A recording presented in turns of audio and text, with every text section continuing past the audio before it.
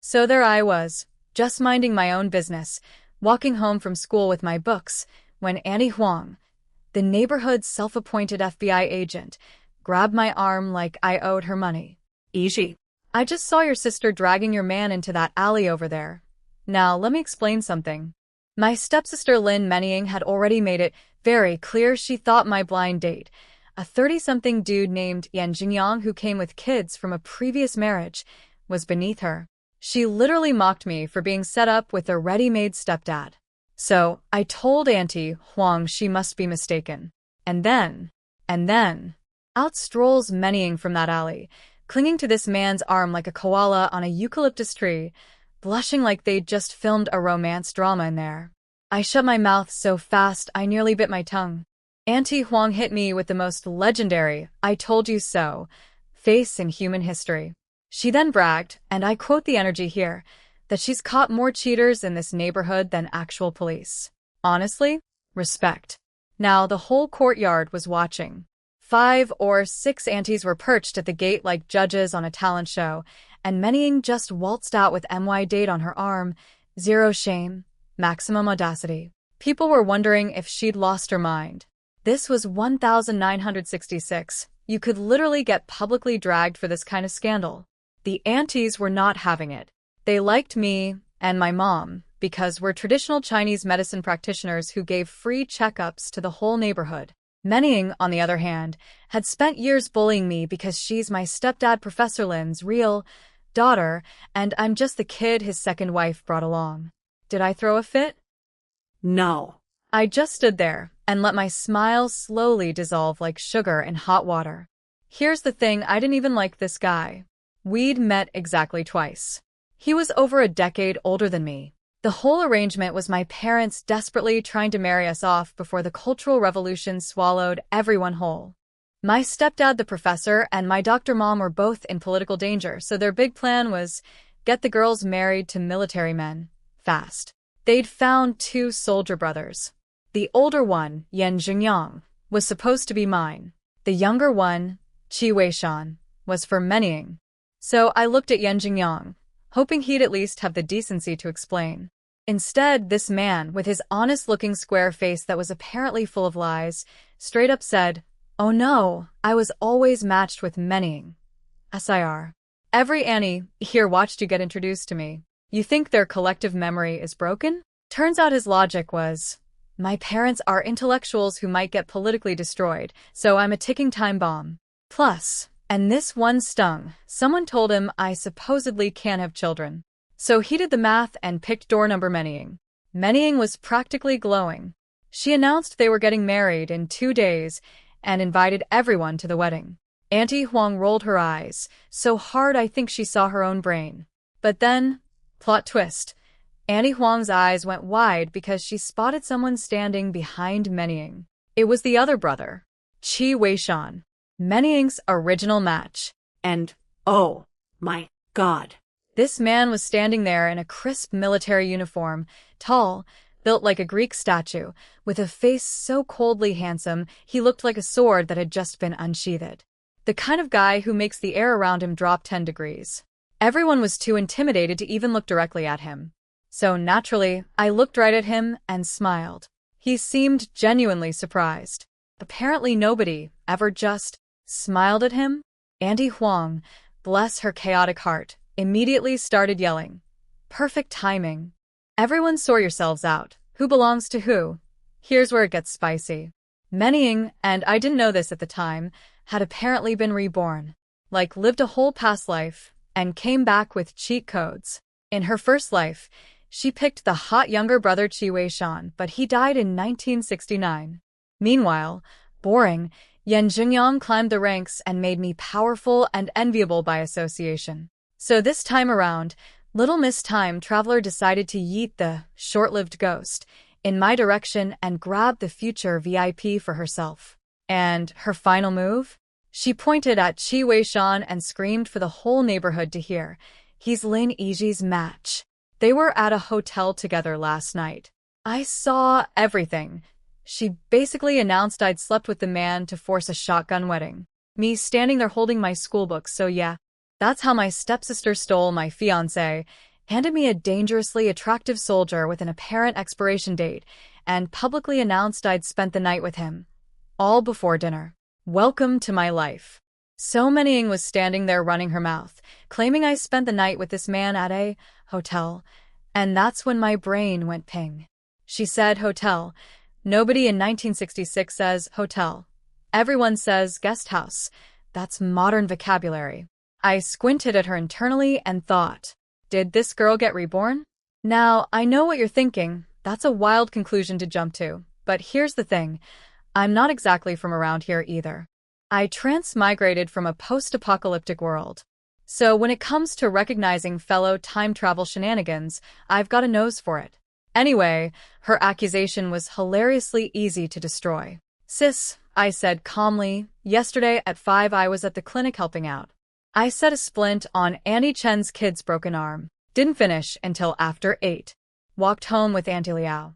Auntie Liao, bless her, was sitting right there on the stone bench and started nodding so hard I thought her head would fall off. That's right. Yizhi was with us the whole time. Never seen this soldier man, never went to any hotel whatever. Like, Manning.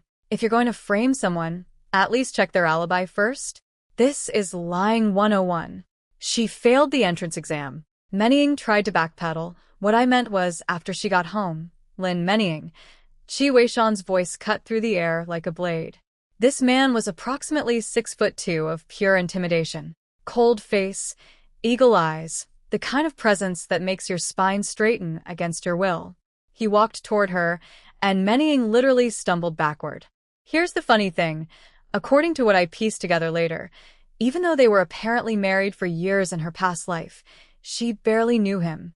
He was always deployed, always at the base. She saw him maybe 2 weeks a year total.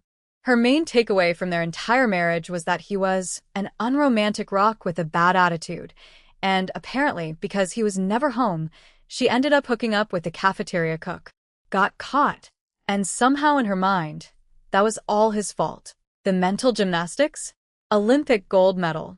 So there she was, glaring at him like he wronged her, and internally screaming, "You deserve to die out there," about a man who hadn't done anything to her yet in this timeline. Qi Weishan, completely unaware he was being cursed by his ex-future wife, just looked confused. Like, what did I do to this woman? But he's a reasonable man. You're right, he started to say. I'm indeed not your match, and I won't force any woman to. He's my match. That was me. I said that. Everyone froze. Qi Weishan, Manning, Yan Xingyang, the entire peanut gallery of neighborhood aunties. You could have heard a dumpling drop. Look, it wasn't impulsive. I did the math in my head real quick. Option A. Fight for Yan Xingyang, a guy I'd met twice and who had already betrayed me. Pros, none. Cons, everything. Option B. Claim the terrifyingly handsome soldier who is now partnerless. Pros. Military protection during political chaos, and let's be real, if I have to be in a survival marriage, I'd rather look at a masterpiece than a potato. Cons. Manning called him a short-lived ghost, which was concerning. But survival first, lifespan questions later. So I smiled politely at the aunties, said, "Sorry everyone, parents are waiting, gotta go," and just started walking home. Manning grabbed Yan Xingyang and marched past me into the courtyard like she'd won a war. And Qi Weishan? He just followed me, silently, like a very tall, very confused, very handsome shadow. At one point, I think he wanted to carry my books for me, but chickened out because it felt too intimate. "Sir, we're about to get married and you're worried about carrying my textbooks. I can't with this man." When we got to the house, my stepdad Lin Yizhi was gripping Manning's arm, face green with rage, whisper yelling at her. But the second he saw us walk in, he shut up.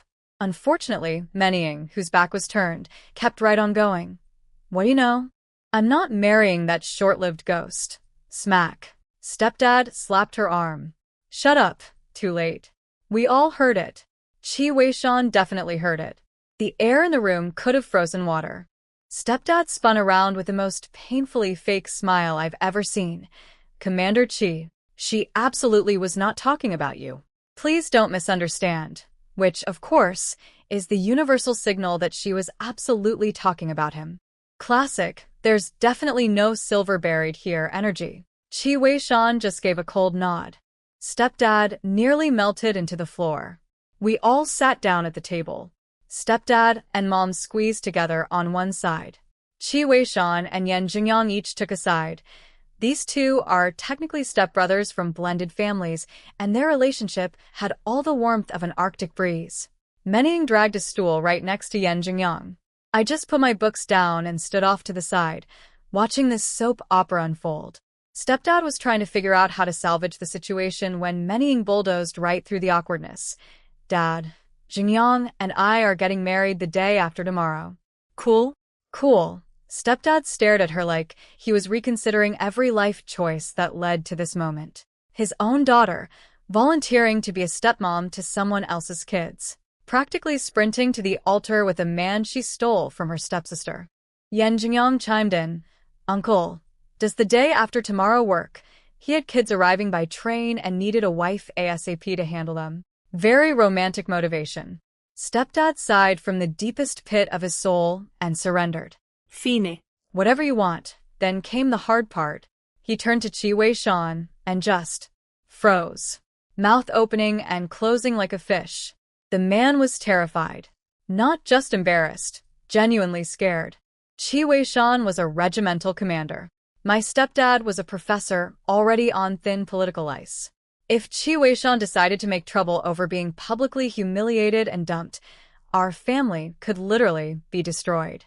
Stepdad's legs were shaking under the table. I watched this man struggle for about 5 seconds before I decided to put everyone out of their misery. Comrade Qi, I said, calm as a cucumber. So when are we getting married? The second I said, so when are we getting married, every eyeball in the room locked onto me like I'd just announced I was running for president. Manning gave me this snooty little side eye and mentally filed me under trash collector, picking up what she threw away. I could practically hear her internal monologue. Have fun in the middle of nowhere, loser. See, here's the thing she was gloating about. Yan Jingyang is stationed in Beijing. Cushy. Convenient. Career track to the top. Qi Weishan? He's posted in some remote mountain valley in the frozen northeast where the wind will allegedly sandblast my face into a yellow-faced old hag within 2 years. Manning was so pleased with herself. Meanwhile, Yan Jingyang straightened his spine like a peacock who just realized he's the prettier bird. Sure, Qi Weishan outranks me, but I'm in the capital. Adorable. Both of them. Qi Weishan looked at me and opened his mouth to speak, probably to politely decline this whole circus, but Manning beat him to it. I say do it tomorrow. The sooner you marry, the sooner you can hit the road to that godforsaken wilderness. She was practically shooing us out of Beijing with a broom. I ignored her completely and looked at Qi Weishan. I'll follow your lead, I said.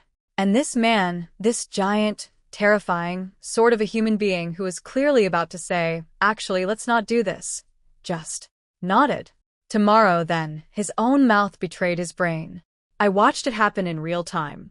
Then he stood up, grabbed a bag of fruit and pastries from the table, and handed them to me. These are for you. Now, I'm about 99% sure he originally bought those as a gift for Manning when he thought SHE was his match. But you know what? Doesn't matter who they were bought for. They're in MY hands now. That's called results-oriented thinking. Then he said, and I need you to read this in the most serious, military briefing voice you can imagine. Since we are about to unite as revolutionary comrades, I should fulfill my corresponding responsibilities. SIR. We are getting married, not forming a tactical alliance. But sure, revolutionary comrades. Very romantic. 10 out of 10. He asked my parents if he could take me to the department store to buy some things. Mom and stepdad practically shoved us out the door. Mom patted my arm and said, we don't care about formalities. Just get the marriage certificate. We'll handle the wedding dinner at home. And that's when Manning decided to throw a grenade into the room. Why should we pay for his wedding dinner? He's marrying a wife. Why should that come out of my dad's pocket? And since when does SHE get to make decisions in this house? She said this about my mother. In front of everyone. The room temperature dropped about 20 degrees. My face went cold for the first time. Mom looked like she'd been slapped. Qi Weishan fixed Menying with a look that could have frozen lava, then turned to my mother with surprising gentleness. Auntie, I'll cover the wedding dinner. He pulled out 10 yuan, a significant amount, and handed it to Mom. Mom tried to refuse. Commander Qi, that's too much. We can't. Please take it. And just call me Xiao Qi. My mother's eyes went red and watery. This stranger had shown her more respect in 30 seconds than her stepdaughter had in years. She took the money and promised to make the dinner wonderful. I looked at Qi Weishan, smiled, walked over to stand beside him, and said, Mom, Dad, we're heading out, and out we went. Now here's the thing about walking with Qi Weishan. This man has legs like a giraffe. We'd been outside for maybe 2 minutes, and I was already jogging to keep up. Comrade Qi. He turned around and saw me, slightly out of breath, cheeks flushed pink from the effort. And I swear, I saw something flicker across his face. His eyes lingered on my cheeks for a beat too long, and then he suddenly stood ramrod straight, rubbing his fingertips together like they were tingling. This man wanted to touch my face, and was fighting himself about it. We've known each other for approximately 45 minutes. What's wrong? He asked, voice deep and carefully neutral. You walk too fast. I can't keep up, then I'll slow down. Thanks, simple exchange. But then he asked me something I wasn't expecting. Aren't you angry? He meant about Menying stealing my original match. A reasonable question. I blinked. Why would I be angry? Then I smiled and delivered what I consider one of my finest lines to date. Let Menying have what she wants. Besides, I traded up. Internally, I gave myself a standing ovation. Lin Yizhi, you absolute smooth operator. And Qi Weishan? His face didn't change. Not a muscle. But his EARS turned completely, unmistakably, cherry red. I saw it. He knew I saw it. There was no recovering from this. Oh my God. The terrifying regimental commander is a blusher. I have married a 6'2" blushing puppy in a military uniform. This is the greatest discovery of my life. Let's go, he said, walking forward again, slower this time, staying right beside me, ears still burning, while I tried not to laugh. Thanks to Qi Weishan's military credentials, we got our marriage certificate in record time. It was literally just a piece of paper, but that paper meant I was now officially Mrs. Qi, and more importantly, I was now under the protective umbrella of a regimental commander. Take that, political chaos. Next stop, the department store. Qi Weishan's plan was to go full wedding shopping, clothes, watch, sewing machine, the works. The Northeast is a supply desert, so buying everything in Beijing and shipping it made sense. I bought one outfit, a red sweater, black pants, and a pair of little black leather shoes. That's it. Not because I was being modest. Oh no, I was being strategic. If I brought expensive stuff home right now, Menying would find a way to claim it before I could blink. Better to wait, buy everything right before we leave, and ship it directly to the Northeast where her grabby hands can't reach. But there was something I needed to establish first. I looked at Qi Weishan, who I'd noticed had been staring at me this entire time, and said, Comrade Qi, after we're married, the household money and ration coupons. You're in charge of everything at home. He didn't even hesitate. He emptied his pockets right there, every bill, every coupon, and handed it all to me. Over 600 yuan and a full set of ration tickets. That's more money than I've held since arriving in this era. My previous self survived the apocalypse and still never had this much purchasing power. I felt a tiny pang of guilt for testing him. Tiny. Gone now. New plan. I won't buy everything today, but I can put down deposits and reserve items. Pay the balance tomorrow. Ship everything directly to the Northeast. Boom. Menying-proof shopping. So, I took Qi Weishan on a ride. Shanghai brand watch, reserved. Dongfeng Hong sewing machine, reserved. Found out he doesn't have a bicycle at home? Phoenix brand bicycle, reserved. Deposits alone came to 150 yuan. Every shop clerk, every bystander, every nosy auntie in that department store was watching me spend money like water and waiting for this big, scary military man to snap. To say something. To grab my arm and growl. Woman, what are you doing to my wallet? He said nothing. Just followed me. silently, like a very tall, very expensive shopping cart. I bought a bottle of Maotai liquor. Not a peep. Then I wandered over to the radio cabinet and started browsing. And finally, for the first time all afternoon, this man opened his mouth. Comrade Lin Yizhi.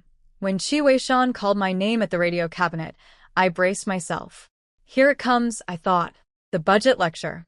The woman, you've spent enough speech. The moment every nosy bystander in this department store had been waiting for. Is there enough money? If not, I can go back and get more. Me. The shop clerk.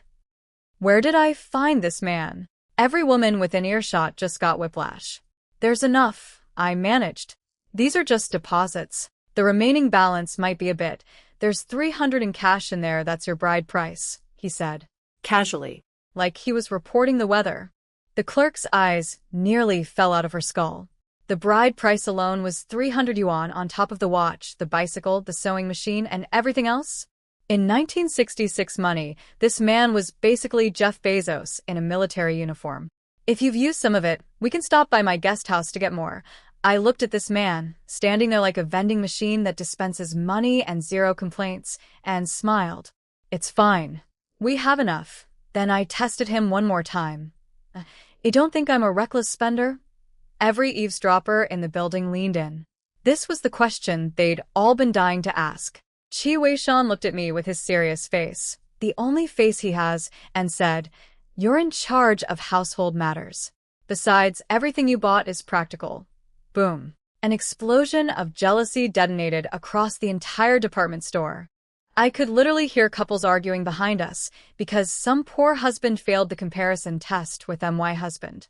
Newlyweds were fighting. Decades-old marriages were being questioned. Qi Weishan had single-handedly destabilized every relationship in a 3-aisle radius and had zero awareness of the chaos he'd caused. All right, I said, turning back to the clerk. Sorry, we actually won't need the radio. Get it? He interrupted me. First time ever. I'll be busy a lot. A radio will keep you company. I heard another couple start arguing somewhere in home appliances. Okay, I said, and my smile was real this time. If he insists, who am I to deny him the joy of providing? Besides, it's our money now. Final damage report from the gray department store raid. Started with 600-something yuan, walked out with 300-ish. In one afternoon. I am an artist. Next stop, the photo studio for our wedding portrait. Him in his green military uniform, tall and devastatingly handsome. Me in my new red sweater. Looking, if I do say so myself, quite lovely. The photographer probably thought we were movie stars. We got 3 prints made, left the Northeast mailing address, and headed out. Qi Weishan wanted to take me to a state restaurant for dinner, but I said no. Not because I wasn't hungry, because I had intelligence to gather. See, I'd clocked many slip-ups. The hotel thing. The way she knew Qi Weishan would die. If she really had lived a past life, then in that timeline SHE married Qi Weishan, and he died within a few years. Which means I just married a man with an expiration date. And I was not about to become a young widow without at least trying to change the outcome. But first I needed more information, which meant getting close to Manhwa and seeing what else she'd accidentally spill. On the walk home, I asked Qi Weishan about life in the Northeast. He answered every question, short, direct, no filler. We actually had a decent conversation. Shocking, I know. Then I asked about his family. Whether we'd need a second wedding ceremony for his relatives. Don't worry about them. His voice went arctic.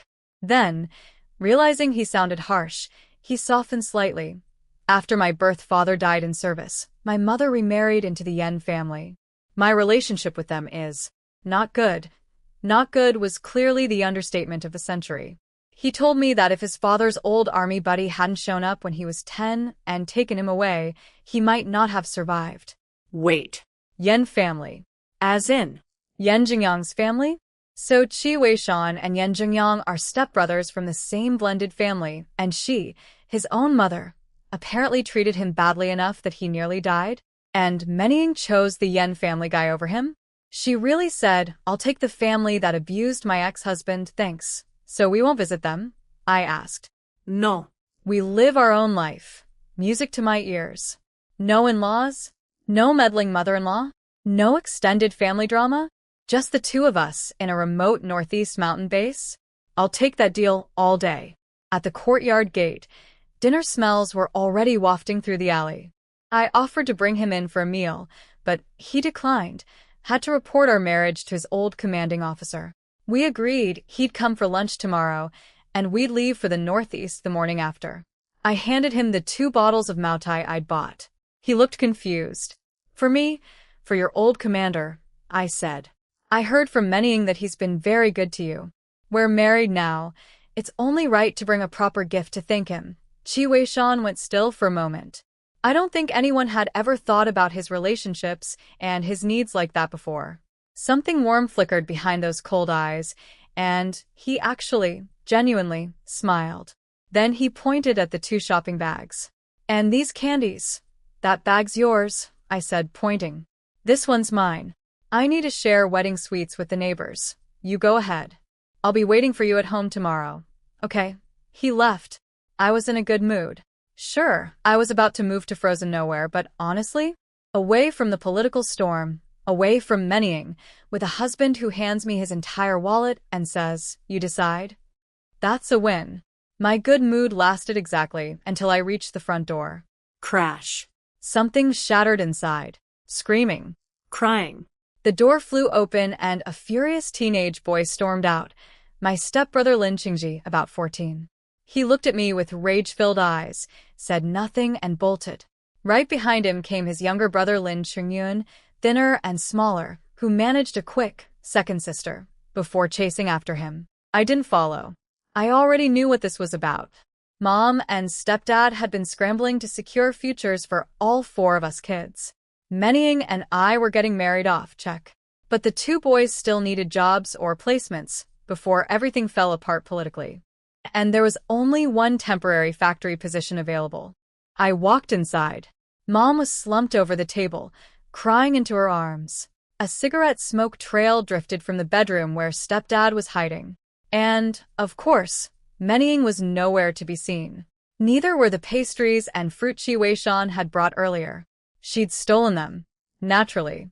Mom. She looked up, wiped her tears, forced a smile that was about as convincing as a paper umbrella in a hurricane. You're back. Got the certificate? I nodded. What happened with Qingji and Qingyun? The tears refilled instantly. She explained. Stepdad had pulled every string imaginable to get one factory job. Since Qingyun was younger and physically weaker, they decided to give him the factory spot. Qingji, the older and sturdier one, would be sent to stepdad's hometown to live with relatives and earn work points as a farmer. Qingji heard, your brother gets the city job and you get shipped to the countryside, and understandably lost his mind. Called them biased. Stormed out. Was he wrong? I mean, look at the pattern. When it came to the blind dates, Manning got the handsome young soldier and I got the older divorce with kids. When it came to jobs, one brother gets the factory and the other gets manual farm labor with relatives. My parents' definition of fair was creative. I stayed quiet. Then Mom looked at me with that expression. The one I've learned to dread. I'm about to ask you something you won't like, eyes. Timid. Pleading.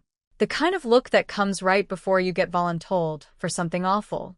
Yizhi, she said carefully. I know you care about your brothers, right? Oh no. Here it comes. I sighed internally. I already knew what Mom was about to ask, and I already knew my answer was going to be no. But I kept my face neutral. Go ahead. Could you maybe? She was stammering, chewing on her words like they were made of glass. Couldn't get the sentence out. No worries though, because Manning, who had apparently been lurking behind the door like a villain in a bad play, kicked it open and delivered the line for her. What your mom is trying to say is, can you get your new husband to pull some strings and find Qingji a job here in Beijing so neither brother has to go to the countryside? She looked at me with that signature smirk. What? You can't even do something that simple. I looked at Manning, then at Mom, back at Manning, then at Mom again, silently asking, is this really what you want? Mom couldn't meet my eyes. Yizhi. Please help your brother. She knew it was wrong. asking her freshly married daughter to beg her brand new husband for backdoor favors on day one of the marriage. But in her mind, her daughter's dignity was an acceptable price for her son's comfort. I looked at her pleading face and said, "Mom, I can't help you. I could have softened it, could have made excuses, could have said, let me think about it. But something in me just refused." The original Lin Yizhi spent her whole life bending over backward for this family, swallowing every insult, absorbing every sacrifice. And you know where that got her? She literally starved to death. Starved. I inherited this girl's body and her memories, and I was not about to repeat her greatest hits. Yizhi. Manning let out a cold laugh from her chair, legs crossed like a mob boss. Knew you were useless. Then she really got going. Of course.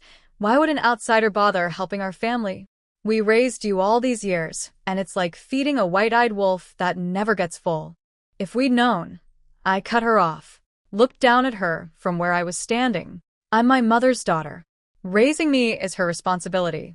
It has nothing to do with you. Bang. She slammed both hands on the table and shot up. Say that again. Oh, she was not used to me having a spine.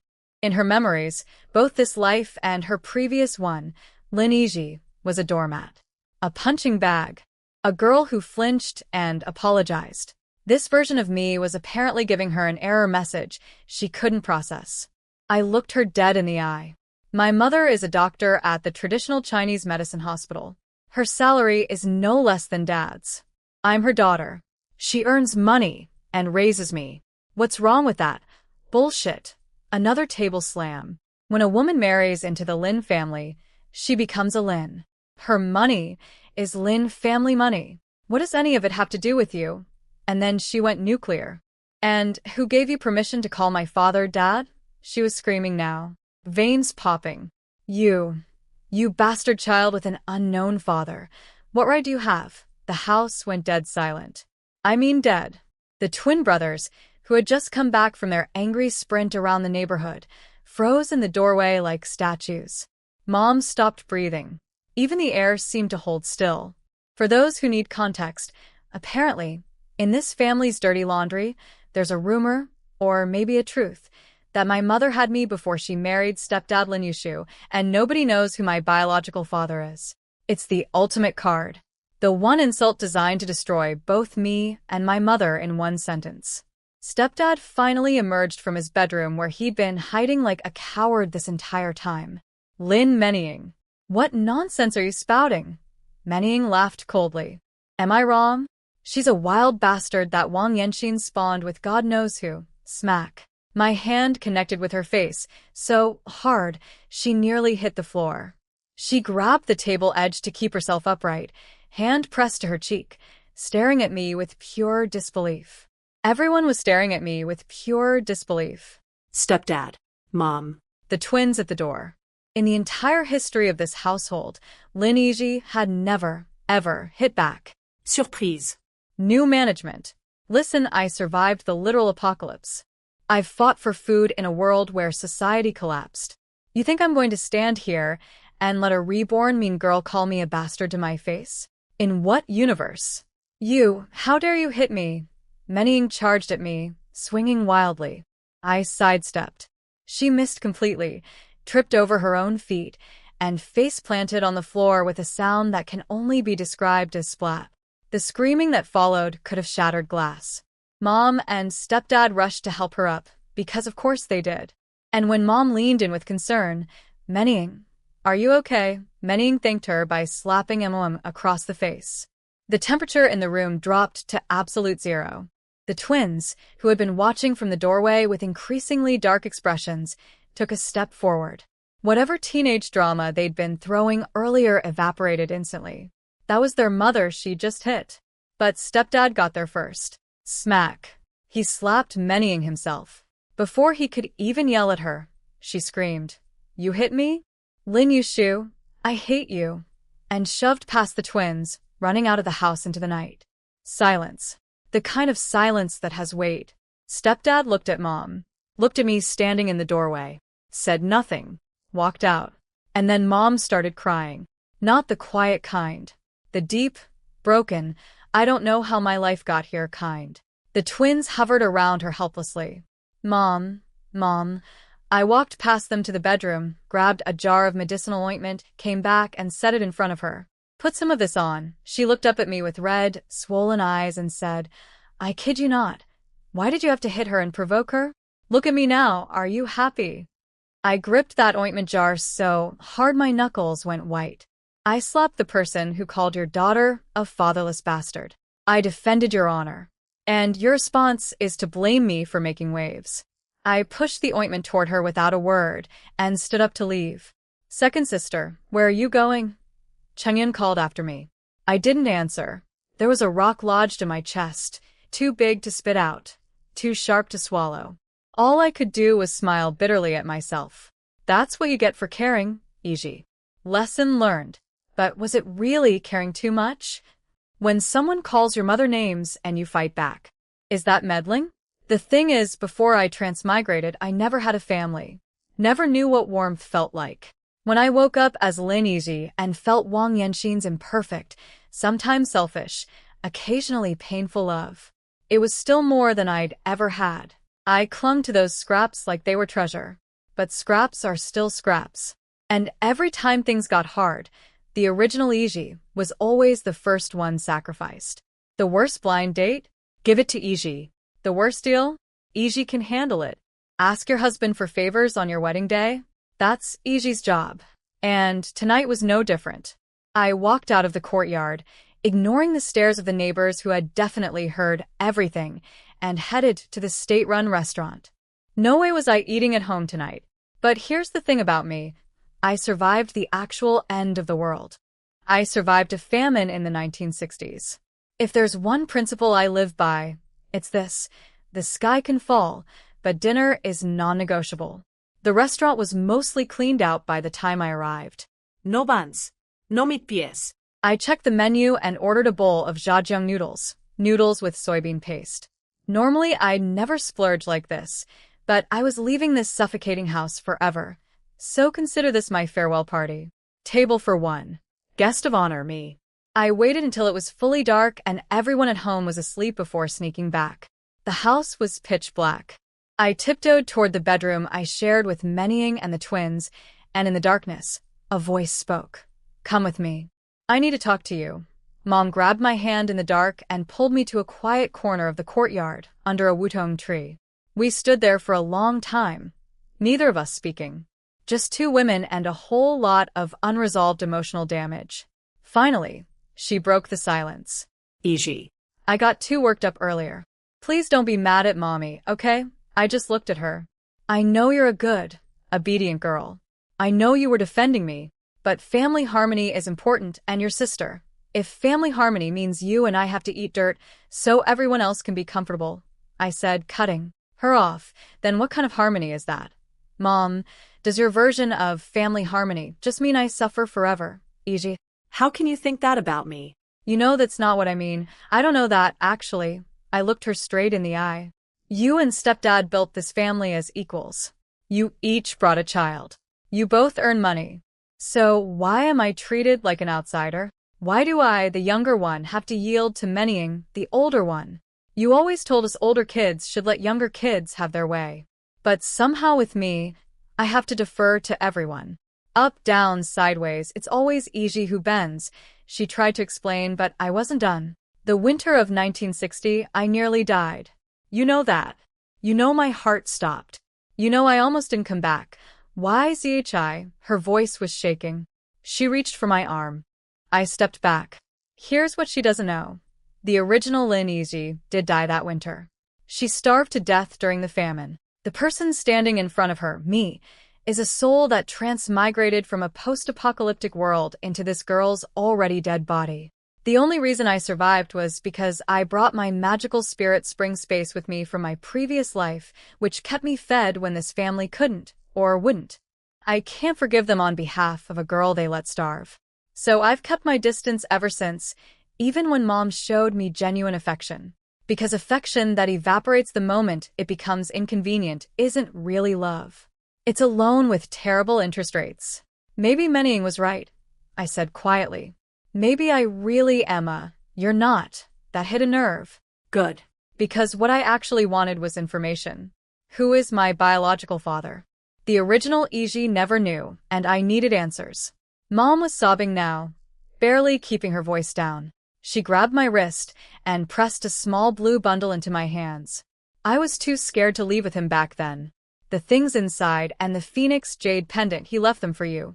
Who is he? Is he alive? She shook her head violently, tears streaming. Don't ask. Please. Listen to Mommy. Don't ask. Then her voice dropped to a terrified whisper. If you want to live a peaceful life, you must never have anything to do with him. Yizhi, remember this. Your biological father is dead. No matter who asks, no matter when, he is dead. Do you understand? I looked at the raw fear in her eyes and nodded. Whatever my birth father's identity is, it's clearly the kind of thing that gets people killed in this political climate. The kind of secret that doesn't just ruin your life, but takes everyone connected to you down with it. Mom wasn't being dramatic. She was being survival smart. So, I filed it away. Not forgotten. Just shelved for a safer era. She composed herself enough to press the blue bundle more firmly into my hands. There's 200 yuan inside, my secret savings, nobody knows about it. Take it for emergencies after you're married. And the gold bracelet is my wedding gift to you. Keep it hidden. 200 yuan in secret cash and a gold bracelet. Not bad, Mom. Not bad at all. I'm sorry, Yizhi. I know I've let you down all these years. I'm sorry. I looked at this woman, messy, imperfect, sometimes infuriatingly weak, and thought about how I was leaving tomorrow, and we probably wouldn't see each other for a decade. I hesitated. Then I stepped forward and gently held her. Mom. Be good to yourself, okay? The next morning, Mom's face had healed remarkably well. Say what you will about her backbone, but her medicinal ointments are genuinely legendary. The whole neighborhood swears by them. Manning hadn't come home last night.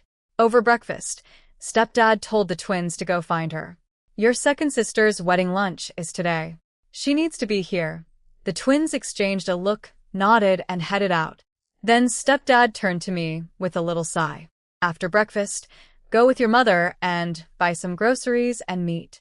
If the market's out, get takeout from the state restaurant. Qi Weishan had given us money for the wedding feast. Couldn't make it look too shabby. Mom and I spent the morning running all over town trying to assemble a decent spread. In 1966, you needed money and ration coupons and luck and possibly divine intervention to buy food. We scraped together 8 dishes: red braised pork, spicy sour shredded potato, and 4 happiness meatballs from the state restaurant. Then Mom and I cooked scallion braised tofu, vinegar cabbage, stir-fried pork liver with chives, tomato and egg, pork rib and potato stew, and chicken mushroom stew. The chickens were ours. Stepdad had said since the family would be scattering soon anyway, we might as well slaughter both birds for the weddings. He didn't actually ask me to do it, but I went ahead and grabbed those chickens and handled business myself. Post-apocalyptic survivor, remember? Killing a chicken is basically my version of light cardio. Qi Weishan arrived at exactly 10 in the morning, because of course he did. Military precision. One hand held a tin of malted milk powder and a bag of fruit. The other held 4 aluminum lunch boxes. Stepdad lit up like a Christmas tree. You brought food too, dumplings, Qi Weishan said. I got up early and lined up for them. He woke up at dawn to stand in line for wedding dumplings. Because dumplings are what you eat for celebrations. This man had zero romantic vocabulary but communicated entirely through acts of thoughtful service, and I was starting to find it extremely endearing. Stepdad was practically glowing. Good, good, good. Yizhi and your Annie are in the kitchen. Let's sit and chat, just us men. Qi Weishan casually, very casually, totally nonchalantly, not at all obviously, glanced toward the kitchen. He could barely see me through the doorway, but the smell of food was apparently reaching him just fine. I caught the tiniest nostril flare. Yes, big guy. Your wife can cook. You're welcome. The twins came back empty-handed. Couldn't find Manhwa anywhere. They shrugged it off. She's 22, not a toddler. She'll turn up. And she did. Right as we were putting all the dishes on the table, Manhwa strolled in with Yan Jingyang, arm in arm, face wrapped in a red scarf that just happened to cover the spot where I'd slapped her yesterday. "Where have you two been running wild?" she snapped at the twins. As if She wasn't the one who'd been missing all night. The twins frowned. Qingji ignored her entirely. Qingyun, the polite one, said, "Dad sent us to find you." "Humph. At least you have some conscience." They all walked in, and the twins saw the feast on the table. "Mom, it smells amazing. Mom and second sister's cooking is the best." Mening's eye twitched. "Traitors," she hissed. The room went quiet. She had a genuine talent for killing joy. Like a professional fun assassin. Every room she walked into got 15% sadder. Yan Jingyang, sensing the mood crater, smoothly placed a bottle of liquor on the table and smiled at stepdad and Qi Weishan. "Today's Weishan's big day. I brought some wine. Let's have a proper toast at lunch." He was working hard to butter up his stepbrother. Smart man. A cold relationship or not, being on good terms with their regimental commander was career rocket fuel. Stepdad shot Mening a warning glare. She rolled her eyes at him, because respecting her father is apparently optional in her world, sat down with Yan Jingyang, took off her red scarf, and turned to look directly at Qi Weishan. "See this?" She pointed at her still swollen cheek. Then she smiled coldly. "Your wife did this. Congratulations. You married yourself a violent shrew." Yan Jingyang had just managed to warm up the room with his wine and smiles routine, and Mening killed the vibe again. This woman was like a mood extinguisher in human form. She pointed at her swollen face and told Qi Weishan I was a violent shrew. His first reaction? He glanced at me, clearly thinking this soft little creature hit someone? No way. I smiled back at him. Zero guilt. Zero shame. Full eye contact. Look, I wasn't going to pretend. Better he knows now that his wife has a backbone and functioning fists. Consider it an honest product disclosure. And then, this beautiful, stoic, emotionally constipated man looked back at Mening and said, "Then learn your lesson and don't make Comrade Lin Yizhi angry again." Qingji snorted. He buried his face in Qingyun's shoulder to keep from howling with laughter. Mening's jaw nearly unhinged. This was the same Qi Weishan she remembered from her past life, the iron-faced, by-the-book, colder-than-Siberia military man, and he just told her that getting slapped was basically her own fault? The bias was breathtaking. We'd been married for less than 24 hours, and he was already choosing me over logic.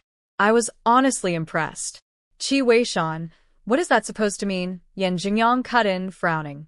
Now, here's the funny thing. Yan Jingyang already knew I'd hit Mening. She'd cried about it to him last night. And his private reaction had been, "Good thing I didn't marry that one. She'd probably beat my kids." He hadn't planned to say a word about it. But now that Qi Weishan had publicly taken my side, Yan Jingyang couldn't just sit there looking like a husband who doesn't defend his woman. Optics, you know.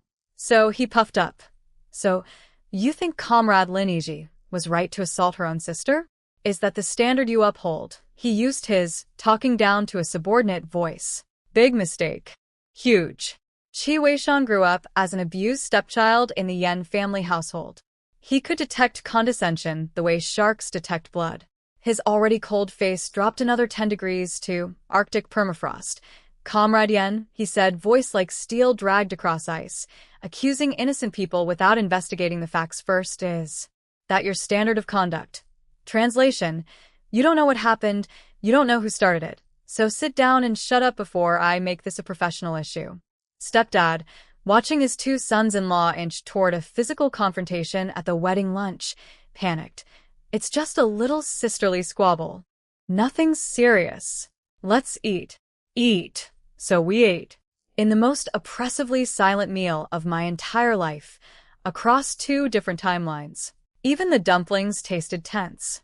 Yan Jingyang kept checking his watch, probably had to pick up his kids from the train station. When he finally put his chopsticks down, Mening launched her next grenade.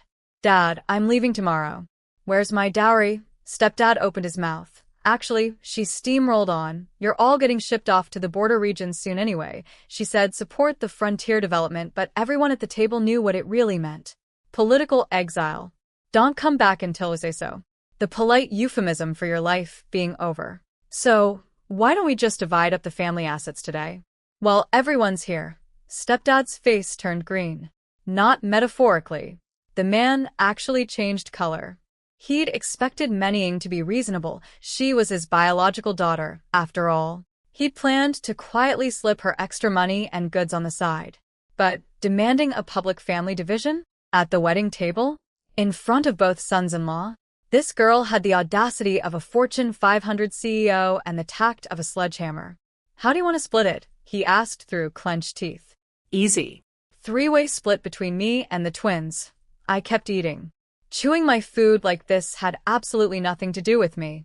Just rice and vegetables and complete emotional detachment. Qi Weishan, across from me, furrowed his brow. Even he could see where this was going. The twins sat frozen, chopsticks down. Mom tightened her grip on her own chopsticks and took a deep breath. What about Yizhi? Manning let out a laugh so condescending it could have its own zip code.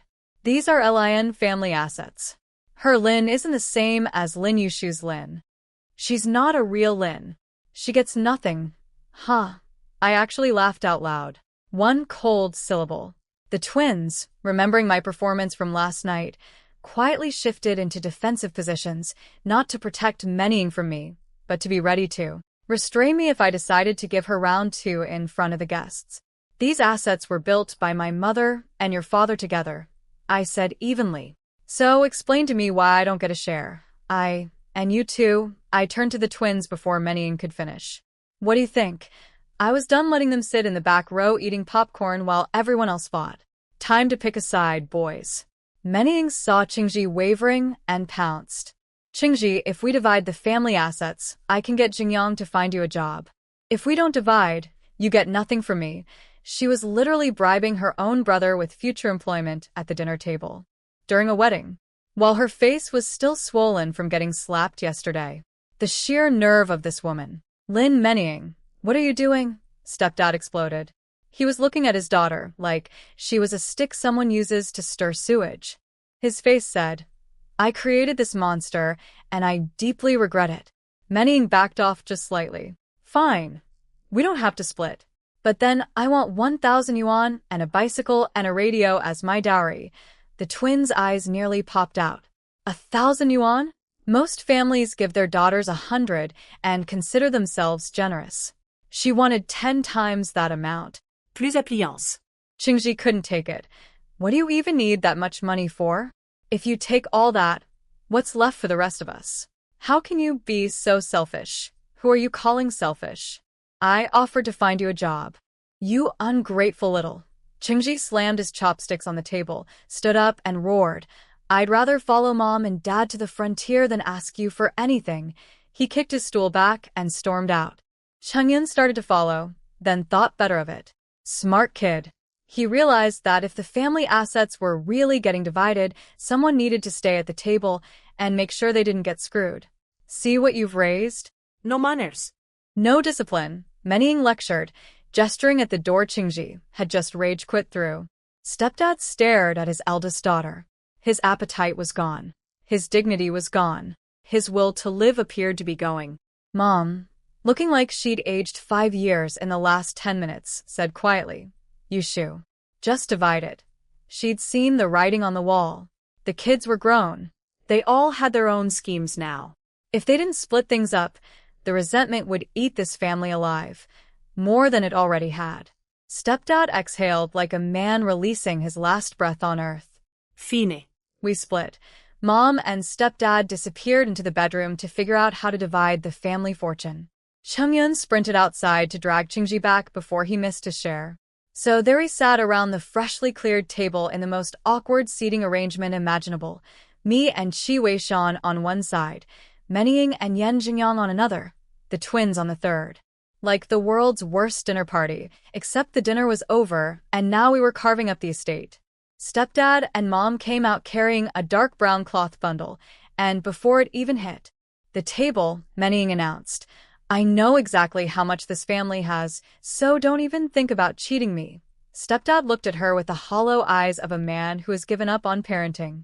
Here's the thing, he'd actually been planning to secretly slip her an extra 300 or 400 yuan because he felt bad about her going off to be a stepmom. But after this performance, that private bonus evaporated faster than morning dew. He opened the bundle, face completely blank. This is everything your mother and I have saved. 1,560 yuan. Plus grain coupons, meat coupons, coal coupons, cloth coupons. That's it? Menning slammed her palm on. Actually, no. She didn't slam the table this time, but her voice sure did. Not even any jewelry? You're hiding stuff for the twins, aren't you? A university professor and a hospital doctor, and this is all they've saved? She wasn't buying it. In her past life, she'd been naive and thought stepdad treated her well. But over time, she'd realized he favored the boys. So this time around, she decided, if he's going to play favorites, she was done playing dutiful daughter. Stepdad exploded. Do you think raising 4 children for this many years is free? And yeah, okay, he was planning to keep more for the sons. He's a product of his generation. Not great, but at least predictable. This is what there is. Take it or leave it. Yan Jingyang tugged Mening's sleeve. In his eyes, 1,560 yuan was a fortune.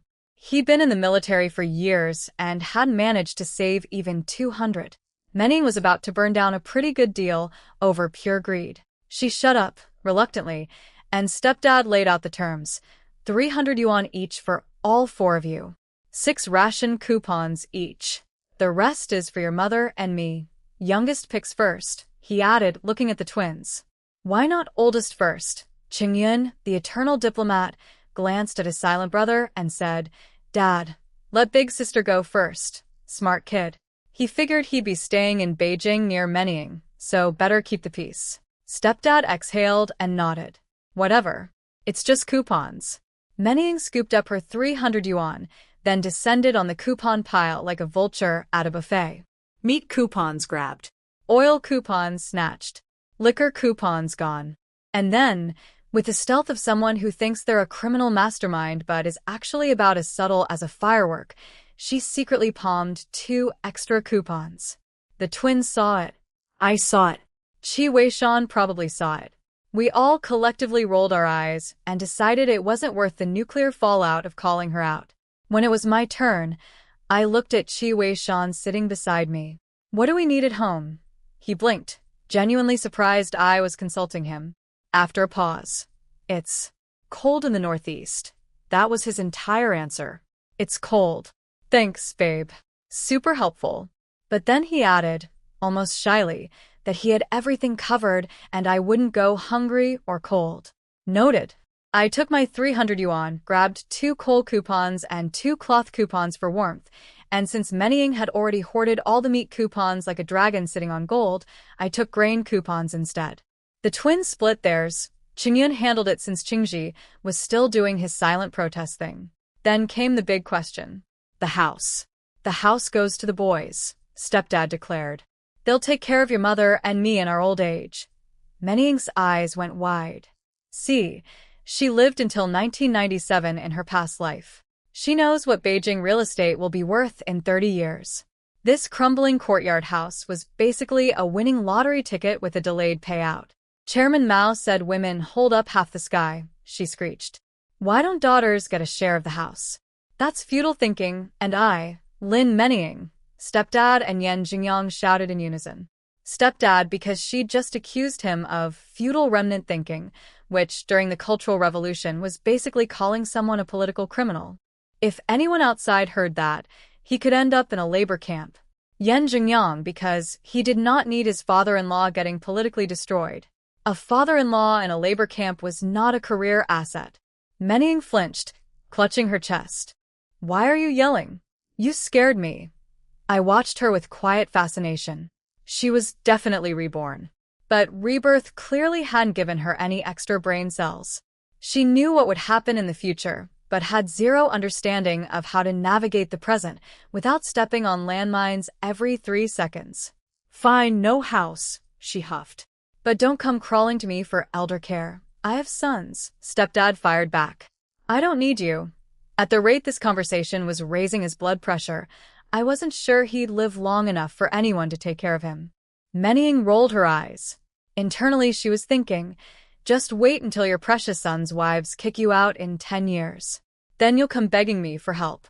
She was also fantasizing about Yan Jingyang rising through the ranks and people lining up to gift them houses.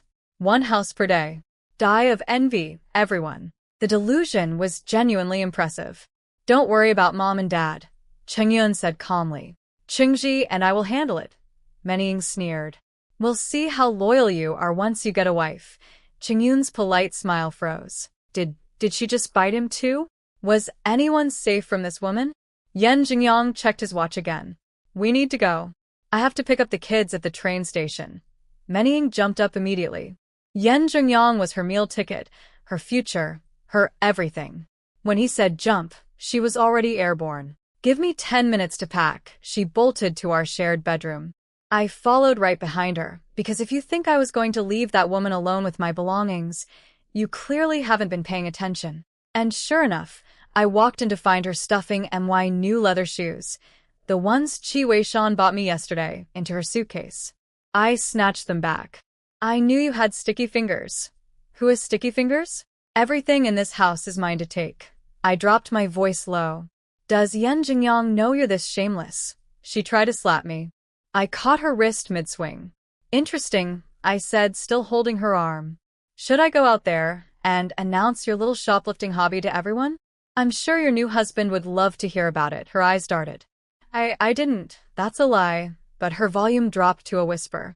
She was scared. Good. Her stealing was apparently a recurring thing, skimming cash from the family over the years. She justified it as taking what was rightfully hers, but we both knew that wasn't going to fly if it became public. Then her expression shifted. She plastered on a smug little smile and leaned in. You're just jealous of me, aren't you? After everything, the stealing, the lying, the face-slapping, the name-calling, she genuinely believed I envied her. The narcissism was almost artistic. I laughed right in her face. Jealous of what? Jealous that you're about to become an instant stepmom the second you say, I do? Menying. You ready? I'll wait outside. Yan Jingyang's voice came from the other room. She swallowed whatever curse she was about to launch, gave me one last look, dripping with the confidence of someone who thinks they've already won, and whispered, Don't be jealous. Then she smiled like she was delivering the killing blow. You'll also be a stepmom soon enough. And she walked out. I stood there holding my rescued shoes, processing that sentence. I'll also be a stepmom? Qi Weishan has kids? Or will have kids from somewhere. Menying knew things about the future that I didn't. And she just dropped that line like a grenade with the pin already pulled. I looked down at my little black leather shoes and thought, well, that's something to investigate. So here's what was going on in Menying's smug little brain when she dropped that, you'll be a stepmom too line. In her past life, Yan Jingyang's 2 kids turned out to be incredible.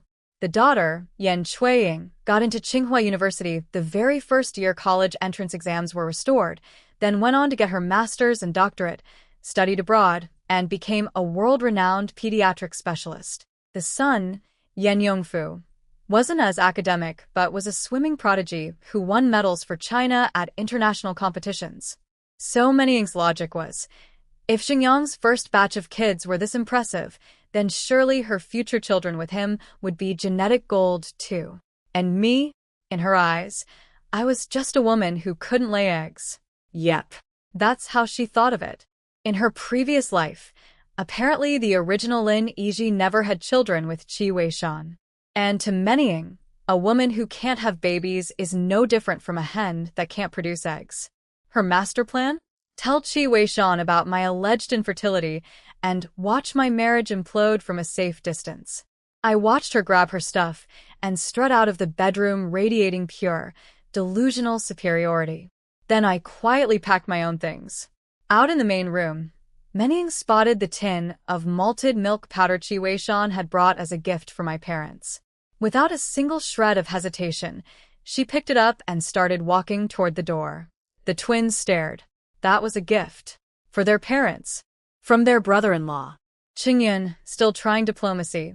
Big sister, that's a gift second brother-in-law brought for mom and dad. They're too old for malted milk. What a waste. I'm taking it for Xingyang's kids. She was literally stealing a gift meant for my in-laws. At MY wedding. From MY husband. The audacity had its own gravitational field. Qi Weishan stepped in front of her. He didn't even address her directly, just looked past her at Yan Jingyang, who was standing outside pretending he hadn't heard any of this. This was purchased for uncle and auntie. One sentence. Delivered with the warmth of a glacier. But the message was clear.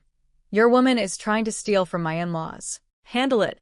Yan Jingyang's face flushed. He felt like he'd just been publicly slapped. It's just a tin of milk powder. Why is this guy so petty? But he couldn't say that out loud, because it would confirm that yes, his fiancé was indeed a thief. So he barked at Menying.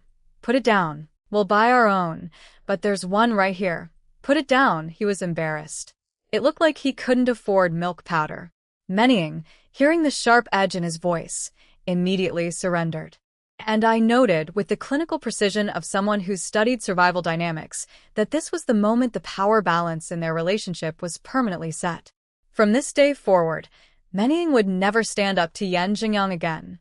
She slammed the tin on the table with a bang, then turned to Qi Weishan for one final parting gift. Qi Weishan, what are you so smug about? She laughed nastily. You married a hen that can't lay eggs. I'd love to see how you hold your head up after this. Qi Weishan's brow furrowed. And then she ran. Actually fled toward the door. Because she'd seen him fight in her past life. One slap sent a man flying, one kick made a grown soldier vomit blood, and she was not about to find out if that applied to ex-fiancés. She lit the fire and bolted, leaving behind three very confused people, Qingyun, Qingji, and Mom. Mom was furious. Menying had just publicly accused her daughter of being infertile in front of her brand-new husband.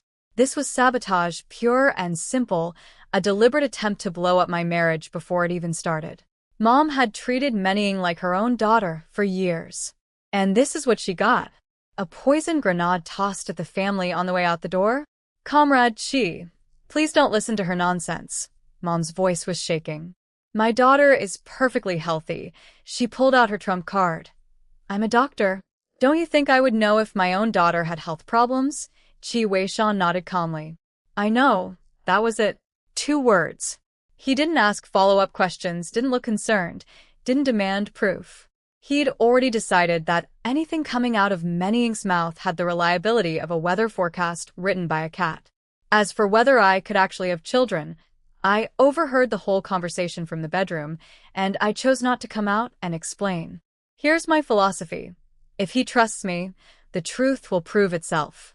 If he doesn't trust me, no amount of explaining will help. So why waste the breath? Besides, I had something more interesting to focus on. Qi Weishan had said something quietly remarkable. He'd thought to himself, though I wouldn't learn this until much later, that even if I couldn't have children, it wouldn't matter. Because in these dangerous times, he couldn't guarantee his own survival. And if something happened to him, having no kids would actually make it easier for me to remarry.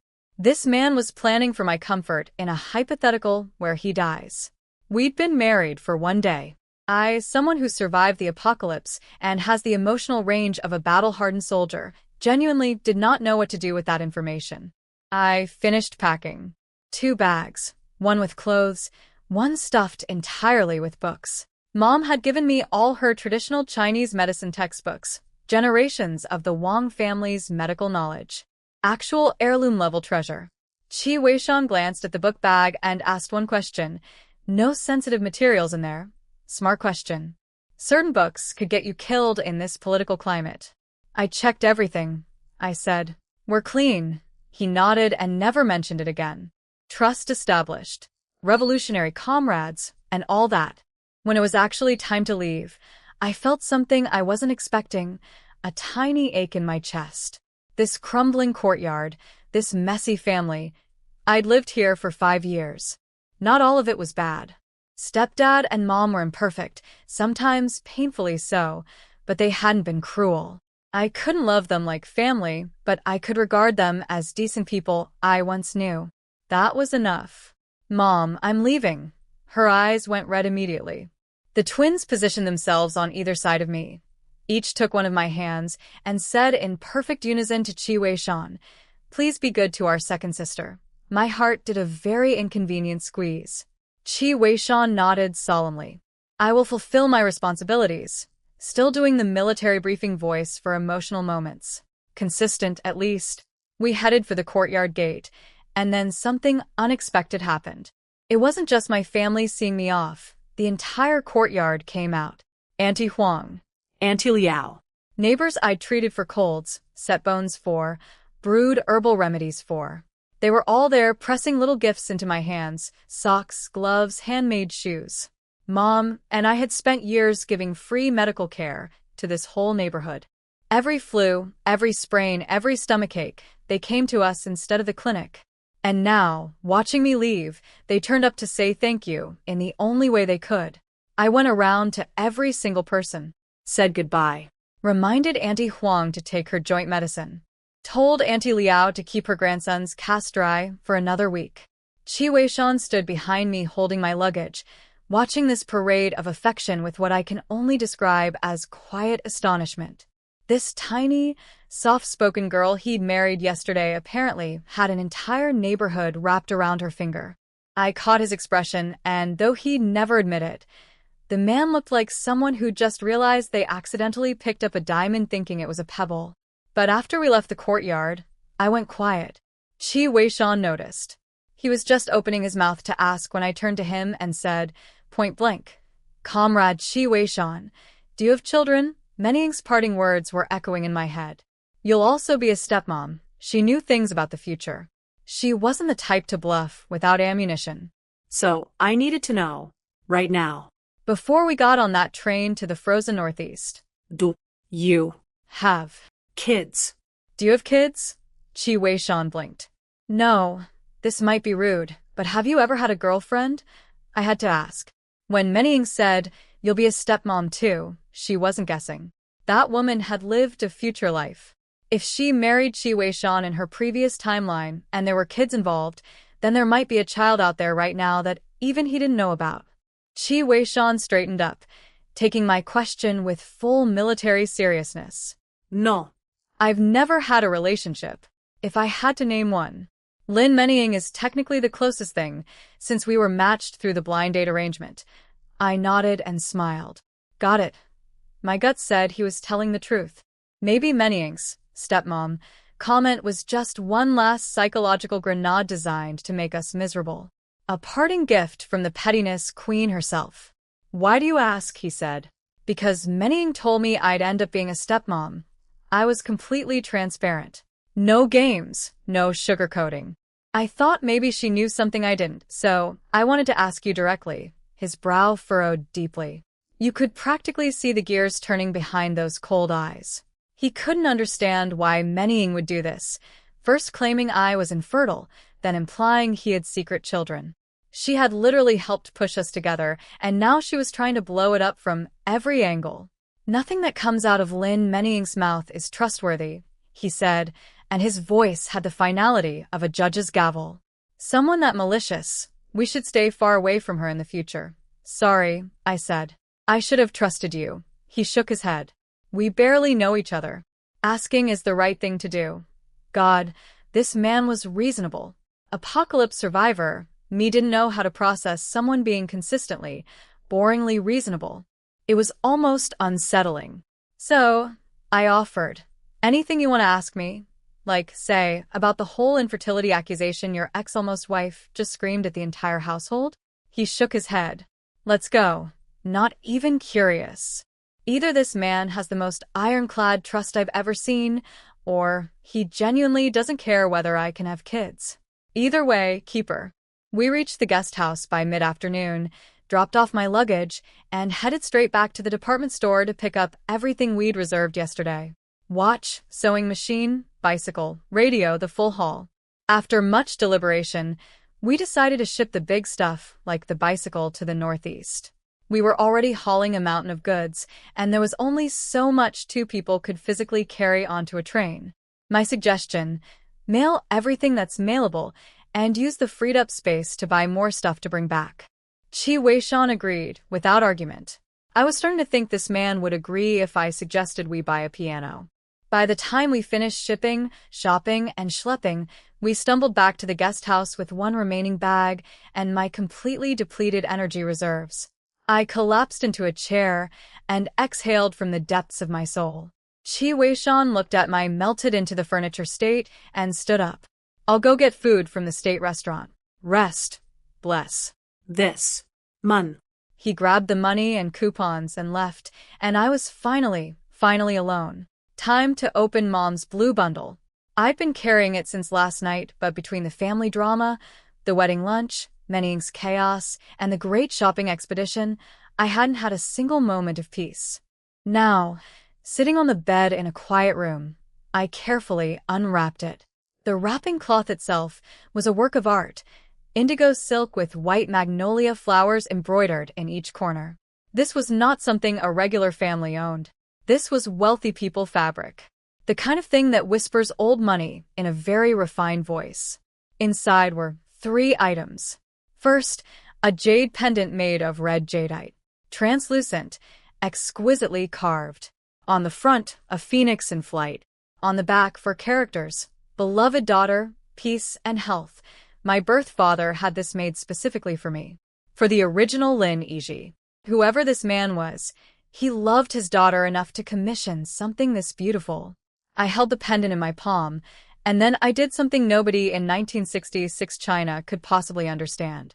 I sent it into my pocket dimension. Oh, right. I haven't told you about that yet, have I? So here's the deal. In the apocalypse world I came from, I found a spiritual spring space, basically a tiny magical pocket dimension that I can access with my mind. It came with me when I transmigrated into this body.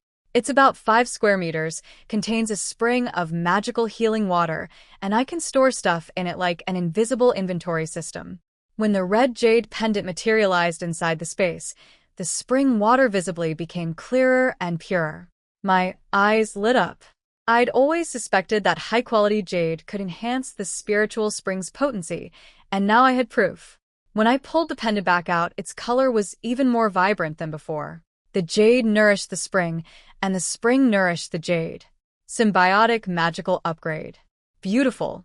I wrapped the pendant carefully and placed it on the wooden shelf I'd built inside the space. Let me give you the inventory tour. Shelf Level 1 Bottom Books. Years worth of collected reading material.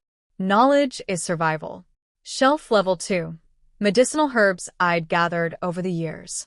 Because in any era, being able to heal people is currency. Shelf Level 3. Emergency food stash. A bag of white flour, half a bag of rice, half a jar of millet, a pack of white rabbit milk candies, brown sugar, egg cakes, 2 bags of pastries, and half a bag of dried dates. Listen, I starved in the apocalypse and in the 1960 famine. I will never be caught without snacks again.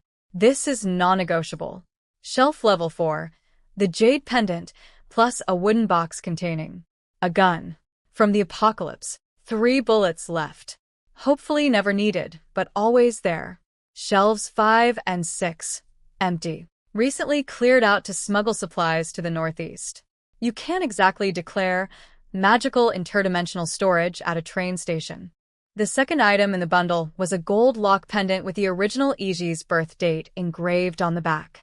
Solid gold. The casual kind of gift that screams your father was somebody important. The third item made me actually gasp. Inside a red and gold embroidered pouch, decorated with the most adorable golden koi fish, was a pair of jade bracelets. And not just any jade. These were old mine glass type jadeite. The color was deep, pure, saturated. The translucency was otherworldly. Even I, someone who knows absolutely nothing about jewelry, could tell these were worth a fortune. Who was my father? What kind of man just casually leaves behind imperial-grade jade for his infant daughter, like it's a baby rattle?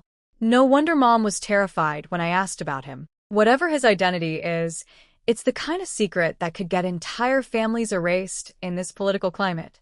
I placed both bracelets into the spiritual spring space and watched the water become even clearer, the spiritual energy noticeably richer. When I took them out, they practically glowed. I wrapped everything back up, stored it all in the space, then poured myself a tiny cup of the upgraded spring water. One sip. I closed my eyes and smiled. Before the Jade upgrades, this water could pull a dying person back from the brink. Now, it could revive someone who is already knocking on death's door and make them do a full recovery. The joy bubbling up in my chest refused to settle down, because I just realized something enormous. Manhwa said Qi Weishan dies in 1969. That gave me 3 years. 3 years to figure out what happens to him and prevent it. And even if I failed to prevent it, even if he ended up on death's doorstep, I now had magical healing water strong enough to drag him back to the land of the living. My husband was not going to die on my watch. I married him for survival, sure, but a deal is a deal. He gives me protection, I give him continued existence. That seems fair. So my husband Qi Weishan left to grab food from the state restaurant. Should have taken 15 minutes. 1 hour later, still no husband. No food. Just me, alone, staring at a dark window like an abandoned puppy. I figured, hey, I'm his new wife. I should at least pretend to care. So I bundled up, wrapped a scarf around my face until only my eyeballs were showing because apparently I'm too pretty to walk around Beijing without causing a scene, and headed out. Did I find my husband at the restaurant? Nope. But I did spot something way more interesting. Lin Yizhi sneaking around with 3 people wearing red armbands, all of them scurrying into an alley like cockroaches when the lights come on. Now, I'll admit it, I'm nosy, especially when it comes to Lin Yizhi. So naturally, I followed them. The streets were empty, making my secret agent mission embarrassingly easy. These 4 clowns crept to some junkyard, where 2 guys stood guard while Lin Yizhi and another girl literally crawled through a hole in the fence. 10 minutes later, they crawled back out hugging mysterious bundles, then sprinted north like they'd just robbed a bank. Which, honestly, Pretty much. What happened? I tailed them to an abandoned courtyard at the end of an alley. I tiptoed to the door and got front row seats to the world's most amateur crime meeting. Holy crap, that old eunuch Chow was loaded. No kidding, he gave his mistress all this gold and jewelry. If he weren't already dead, we'd drag him out for a public shaming too. Lin Yizhi's eyes were practically glowing green with greed. She reminded everyone that Shi was the mastermind. She tipped them off about some woman named Zhang Ping who had a treasure stash.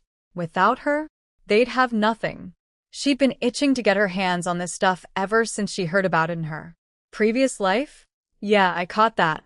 Filing it away for later. The 3 armband wearers were kissing up to her like she was their queen. Thanks, sis Manhwa. Call us anytime you find more goodies. Then came the comedy gold, the division of loot. One guy, about 20, said, "We cannot split this now. You want to walk home with gold bars? Might as well tape a sign to your forehead saying, 'Arrest me.'" Lin Yizhi agreed. Smart girl. Evil but smart. The young guy, Tan something, claimed he knew a smuggler who could move goods to Hong Kong. The other dude immediately started doing mental math. For big gold bars, 10 small ones, jade, pearls, imperial jewelry, that's gotta be worth at least 10,000 yuan. Tangai literally set the bundle down and went, "Fine. You sell it for 10,000. I'll wait." Dead silence. Because obviously none of them had connections. After some elbowing, Lin Yizhi physically jabbed the loud guy. They settled on maybe 5,000 max. Loud guy almost screamed, 5,000, before getting elbowed again. Lin Yizhi hissed at him. "Do you want the whole neighborhood to hear?" Then came the trust exercises. Tan suggested hiding everything in the abandoned courtyard overnight. Apparently, it's been a famous haunted house for 7 or 8 years. Nobody goes near it. He'd find a buyer by tomorrow. Everyone agreed, but you could tell they were all side-eyeing each other like players in a really tense board game. The loud guy almost reached for his share, then yanked his hand back, probably realized the other 3 would report him the second he walked away. Classic prisoner's dilemma, except all 4 prisoners are idiots. They hid the bundle, checked their surroundings with all the subtlety of cartoon villains, and scattered. I waited 15 minutes. Then I hopped over that wall like it was nothing. What? They did all the hard work of finding the treasure. It would be rude not to accept it. The moon was absolutely gorgeous tonight. Very helpful for crime. See, thanks to 6 years of being nourished by my magical spirit spring, my eyes and ears are basically superhuman now. So one glance at that dusty abandoned courtyard, and I had the whole layout mapped. Those 4 amateurs left footprints everywhere, like a treasure map drawn by kindergartners. I didn't even have to try. Found the bundle hidden inside the kitchen stove in about 10 seconds flat. Grabbed it. Tossed it into my spatial pocket dimension. Yeah, I have one of those, no big deal. Climbed out the back window. Done. My gut told me at least one of those 4 greedy idiots would sneak back tonight to steal the loot for themselves. And when they found an empty stove, oh, the finger pointing would be spectacular. Spoiler alert, I was right. They turned on each other like hungry wolves fighting over a bone. But since nobody had proof, they kept working together until that tan guy got caught skimming money later and the whole criminal book club fell apart. But that's a story for another day. Back at the guest house, I'd been gone another hour. Surely my husband was back by now. I was already rehearsing my excuse for being out so long. Walked in. No husband. Still. Where in the world was this man? Did he walk to the restaurant on the moon? This time I didn't go looking. He's a grown military man. He'll be fine. Probably. More importantly, I had loot to inspect. I locked the door, sat on the floor, and pulled the bundle out of my pocket dimension like Santa opening his own sack on Christmas morning. The clinking sound alone told me I'd hit the jackpot. I unwrapped it and oh my. 2 pairs of jade bracelets, not as nice as the ones my birth father left me, but still solid. 4 gold bracelets, with gorgeous designs. 2 silver bracelets. 2 necklaces made of top-quality Manchurian pearls. 3 regular pearl necklaces. 1 emerald green archer's ring. 1 agate bead bracelet. 2 jade hairpins. 3 gold hairpins. 2 pairs of Manchurian pearl earrings. 2 pairs of jadeite earring drops. 1 Hatian jade pendant. And the grand finale, 4 big gold bars and 10 small gold bars. That tan guy said all this was worth, at most 5,000. The audacity. The man was planning to pocket half the value and nobody even noticed. Respect for the hustle, I guess. Too bad I hustled harder. I packed everything back into my spatial storage, peeled off my dirty clothes, and took a nice hot bath. Because that's what you do after a successful heist, self-care. I'd just changed into my homemade loungewear when someone knocked. Comrade Lin Yizhi. Qi Weishan. Finally. It was about 9 p.m. I opened the door to find my husband holding a sponge cake, looking like a puppy who'd chewed up your shoes and knew he was in trouble. Sorry, you must be hungry. He smelled like hospital disinfectant.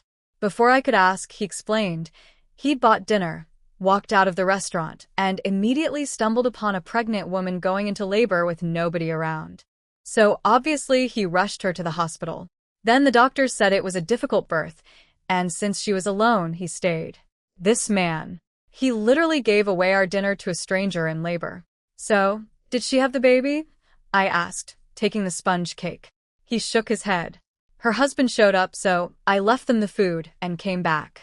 I thought I could buy more, but the restaurant was closed. I couldn't even be mad. I pointed at the half-pack of peach cookies on the table.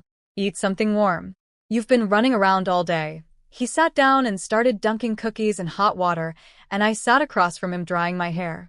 The frost on his jacket slowly melted in the warm room, and I could tell he liked being worried about. Maybe more than he expected. The front desk told me you went out looking for me, he said. I nodded, smiling. Couldn't find you, so I came back. Sorry for making you worry. I paused mid-hair drying. This man apologized so easily. No ego. No, I'm a tough military guy. I don't need to explain myself. Just a simple, sincere sorry.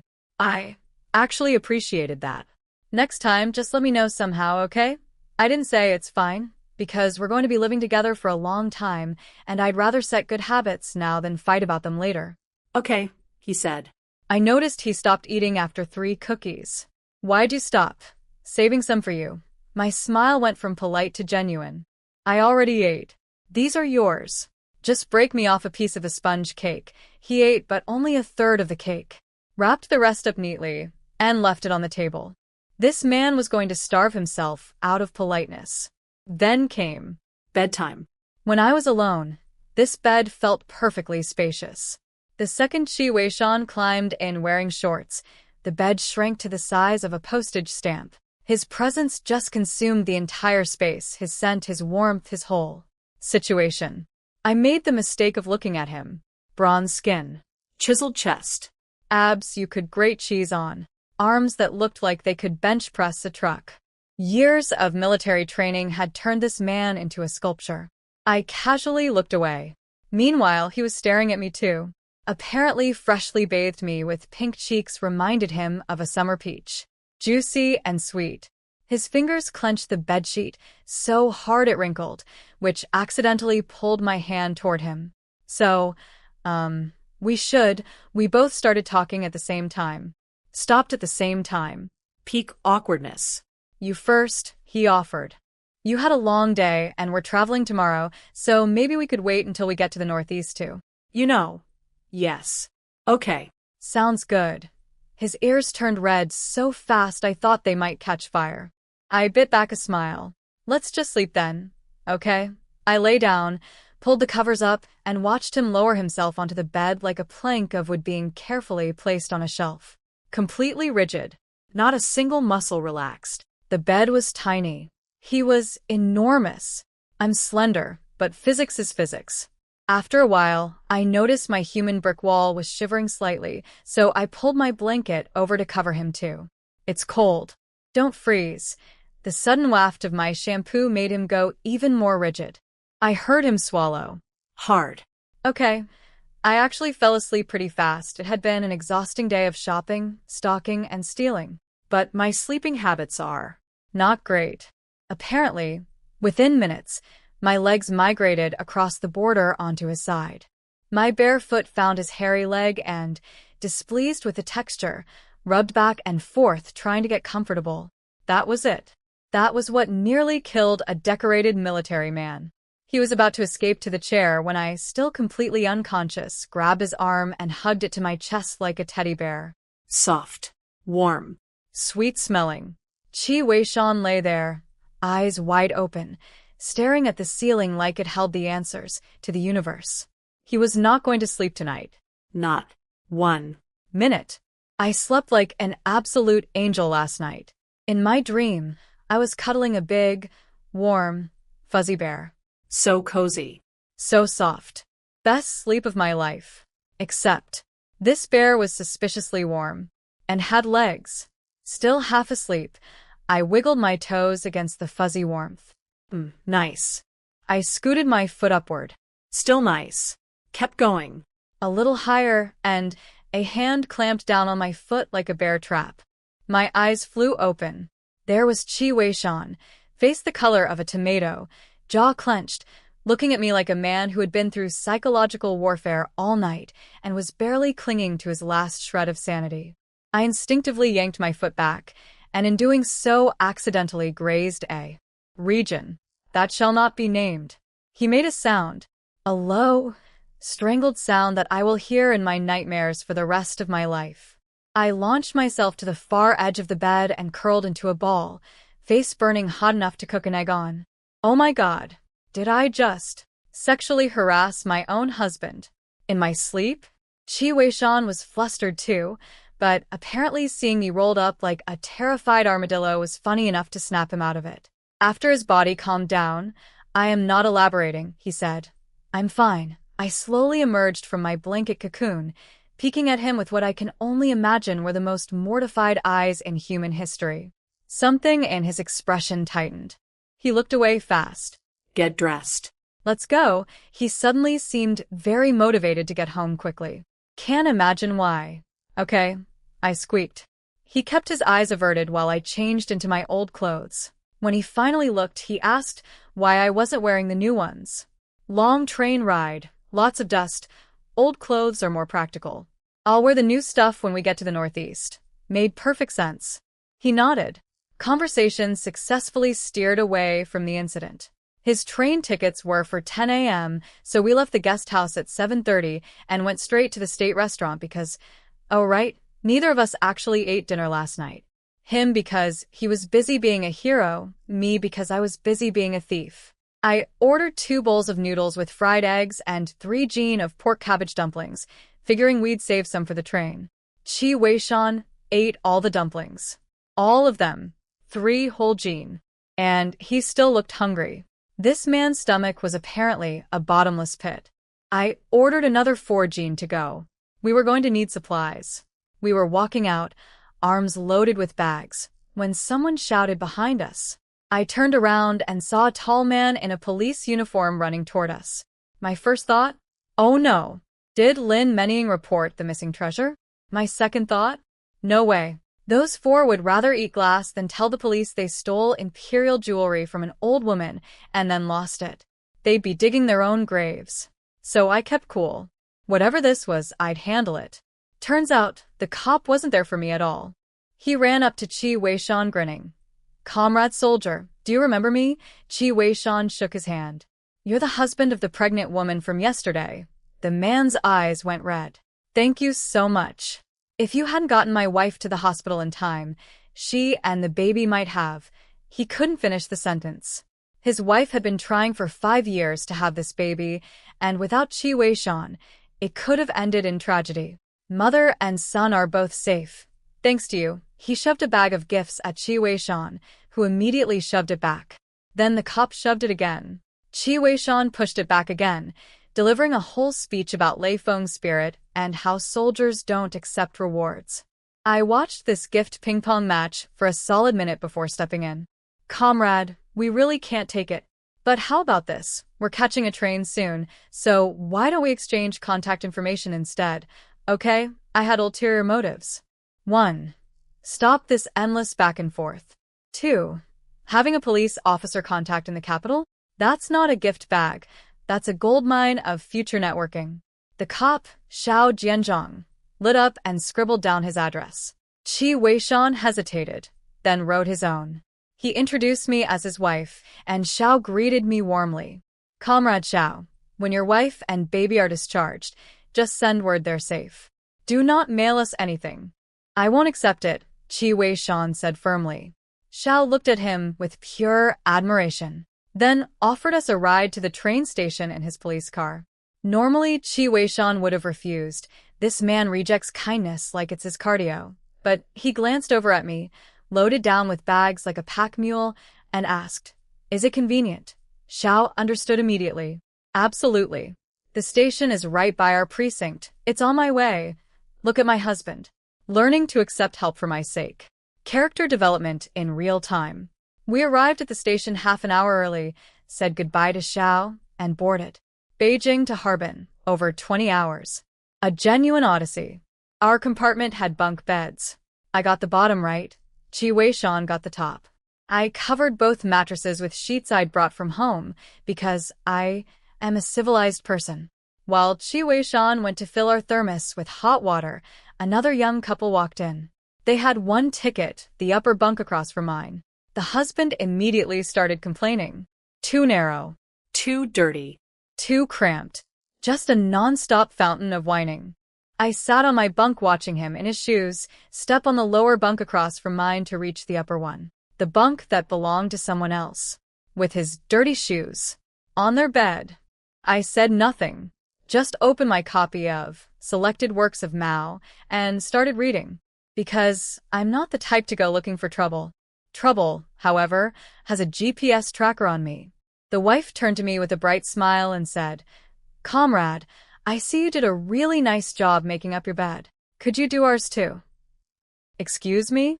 The woman across from me just asked me to make her bed for her.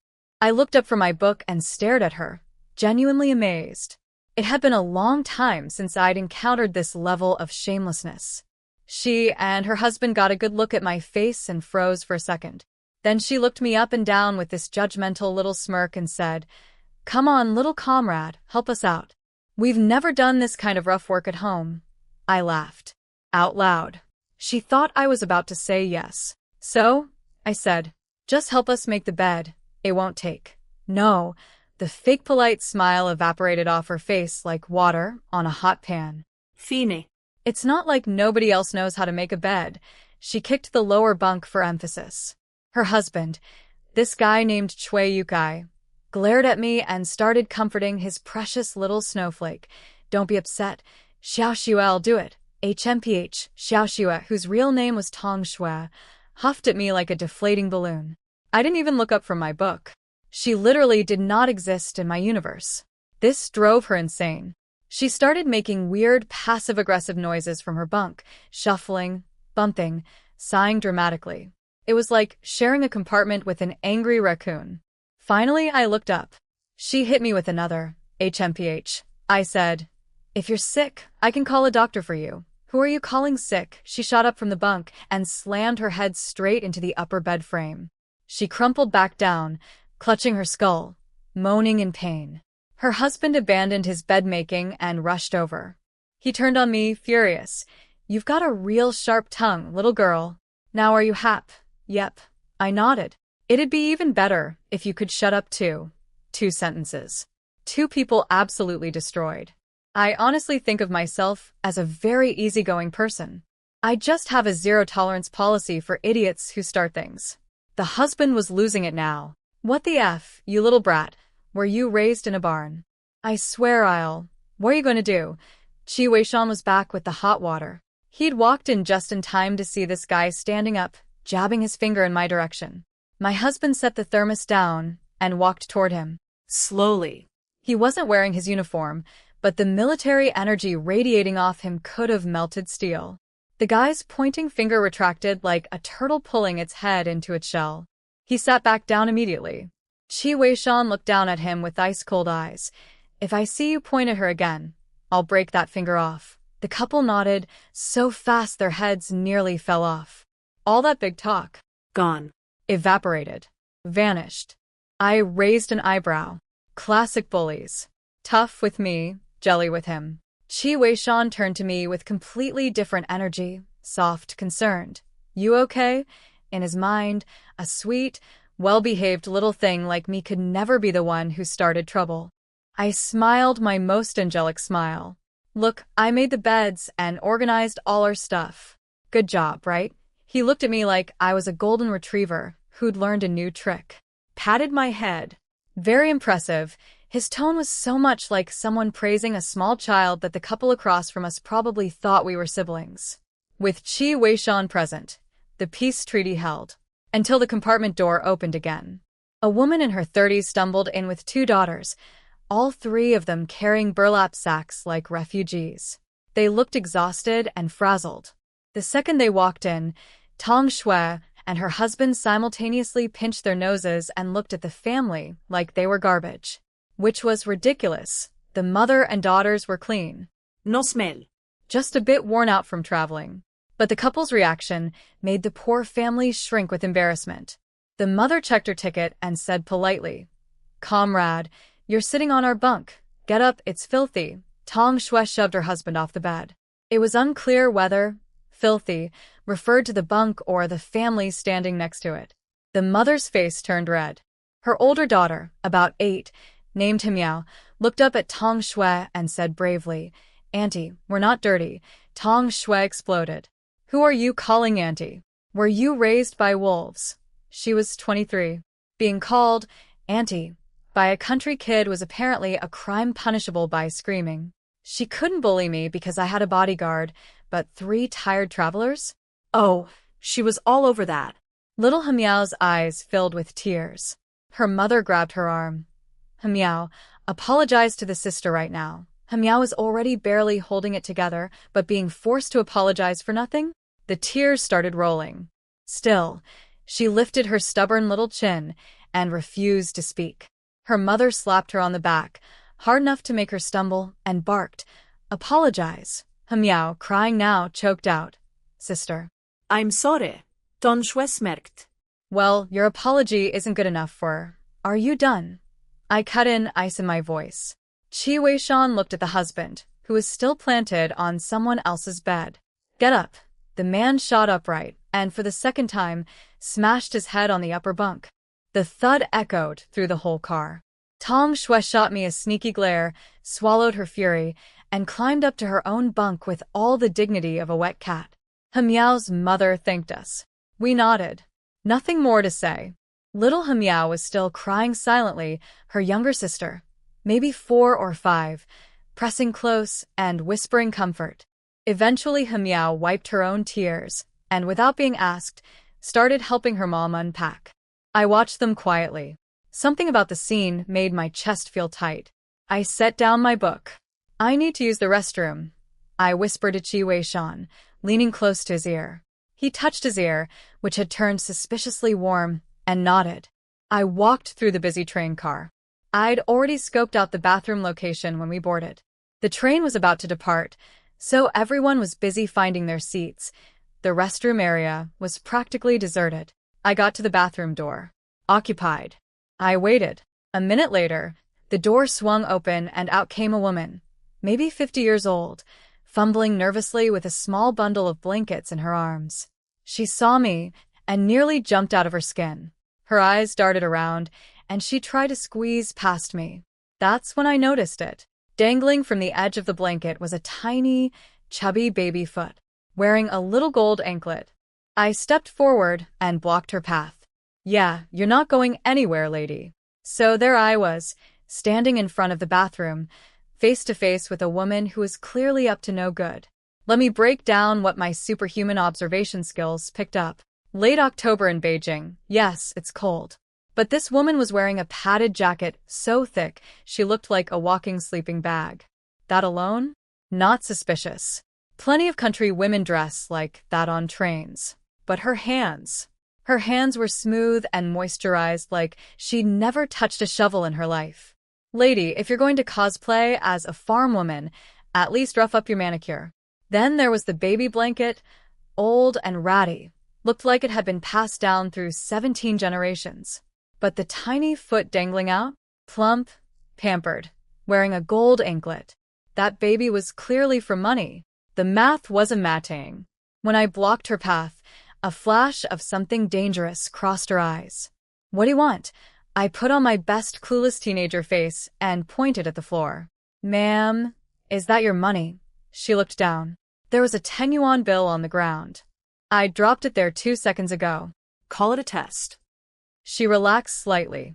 No, it's not mine. Oh well, I'll turn it into the train staff then, I said cheerfully, while internally filing her under definitely a kidnapper.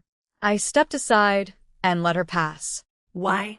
Because kidnappers never work alone, and I had no idea how many accomplices were lurking around. Spooking her now would be stupid. She didn't leave right away, though. Stood there pretending to adjust the blanket while watching me from the corner of her eye. I picked up the money and went into the bathroom, turned on the faucet nice and loud. Only after she heard the water running did she finally scurry off, in the opposite direction from where she came. Classic guilty person move. I waited a full minute, then slipped out.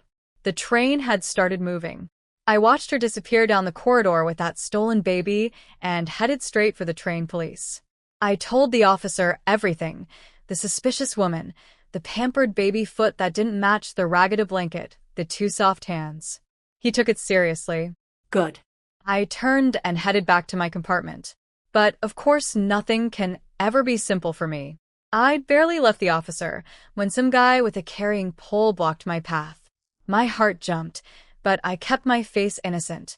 Uncle, you're in my way. He looked at me with this greedy expression that made my skin crawl, then something like disappointment flickered across his face. Little sister, what were you doing with the train police just now? Oh, great. He'd been watching me. This was the woman's accomplice. I blinked my big dumb student eyes at him. I found 10 yuan on the floor by the bathroom. My teacher always says we should turn in lost money, so I gave it to the police officer. I pointed back down the corridor. Wait, is it your 10 yuan? I can take you back to get it. The man waved his hand. Nah, not mine. Just asking. Then his voice got oily. Little sister, uncle has something. He reached for my arm. Nope. I threw my hand up and yelled over his shoulder. Big brother, I'm over here. He whipped around instinctively. In that split second, I squeezed past him and pointed at some random guy standing in the aisle looking confused. My brother's looking for me. Gotta go. Bye, uncle. I sprinted toward the bewildered stranger, who touched his own face in confusion. Do I know you? Does he think I'm hitting on him? Comrade, I can't find car number 9. Could you walk with me? He looked at this cute, helpless girl and immediately said, Sure, I'll take you. Behind us, carrying pole man watched me walk away chatting happily with my new escort. He figured I was just a dumb student who'd handed in money, like a good little citizen. What a waste, though. In his mind, a pretty girl like me would have been worth grabbing too. Yeah. He went back and sat down right next to the baby-stealing woman. Well? She asked, glancing at the still unconscious baby in her arms. She did go to the train police. The woman's face tightened. But then he continued, said she found 10 yuan and turned it in, being a good little scout. I told you, the woman snorted. Students are idiots. Such a shame, though, the man said, licking his lips. That girl was real pretty. Skin like porcelain. If we could grab her, have some fun first, then sell. Shut up, the woman hissed, scanning the area. We're getting off at the next stop. Don't cause trouble. This job alone is worth 500 yuan. Yeah, I know. I made it back to our compartment. Qi Weishan was sitting on the lower bunk reading selected works of Mao, like the model citizen he is. I sat down next to him, debating whether to tell him what happened. You're back, he said. I nodded. He immediately noticed something was off, and when he reached for my hand, why are your hands so cold? Here's a fun fact about me. My hands only go ice cold when I'm thinking about killing someone. 6 years in this world, and I've gotten pretty good at being a normal, law-abiding citizen. But some people really test my commitment to that lifestyle. I leaned toward his ear to whisper what happened. It was a secret, after all. He flinched backward. I stared at him. What was that about? He touched his ear, which was turning pink, and said, Just tell me normally. I grabbed him and mouthed silently. It's a secret. He read my lips, sighed, and leaned in himself. I told him everything. The suspicious woman, the stolen baby, the creep with the carrying pole who tried to grab me. By the time I finished, his eyebrows had fused into one angry line. He grabbed my hand and scanned my entire body, checking for injuries. I fine, he smiled. If it wasn't for her, your safety comes first. Always, I blinked. I'd expected him to hear, kidnapper on this train, and immediately charge off to play hero. Instead, his first reaction was making sure I was okay. He leaned in close, so close I froze with wide eyes, and said, When you're out there, stay sharp. Being kind is fine, but protecting yourself comes before everything else. I smiled and nodded. Okay. You know what? We might actually be compatible. What did those two look like? He asked quietly. And there's the hero mode. Right on schedule. When Qi Weishan left the compartment to go hunt down the kidnappers, he told me approximately 47 times not to leave. His tone was pure. Stay here while Daddy handles this, sweetheart. So naturally, after he left, Hemiao's mom smiled at me and said, You two siblings really get along well. I stared at her. That we're not siblings, she blinked. We're married. What? That what? Came from 3 adults simultaneously, Hemiao's mom, Tong Shui, and her husband, all in perfect unison. They should start a choir. You're married to him. Tong Shui looked like I'd told her gravity was optional. Hemiao's mom turned bright red because, fun detail, she'd apparently asked Qi Weishan if he was single when he lent her hot water. She'd been sizing him up as boyfriend material for someone she knew. He'd told her he was married, but she definitely did not picture his wife looking like a high schooler. But you look 16? 17? I'm 18. Legally an adult. Oh. Ah. You two are a great match, she said awkwardly. And honestly, we are a great match. It's just that I look like I should be studying for college entrance exams while Qi Weishan, with his years of sun and wind exposure, looks like he could be my cool older. Well, everyone's first guess apparently. I went back to reading selected works of Mao, but my brain was entirely focused on Qi Weishan. What was taking so long? Here's what was happening on his end. He went to the train police first. Turns out, someone back in Beijing had called the station reporting a stolen baby. They just didn't know which train the kidnappers boarded. My earlier report connected the dots perfectly. The officers had been searching the train, but those 2 criminals were good. They'd spotted the increased patrols, changed their clothes, and switched cars. The search team was looking for the wrong outfits in the wrong places. But I'd given Qi Weishan the details that matter, the ones people forget to change. The woman's shoes, her silver earrings, the man's buzz cut, and the knife scar on his hand. You can swap your jacket, but you're not swapping your face.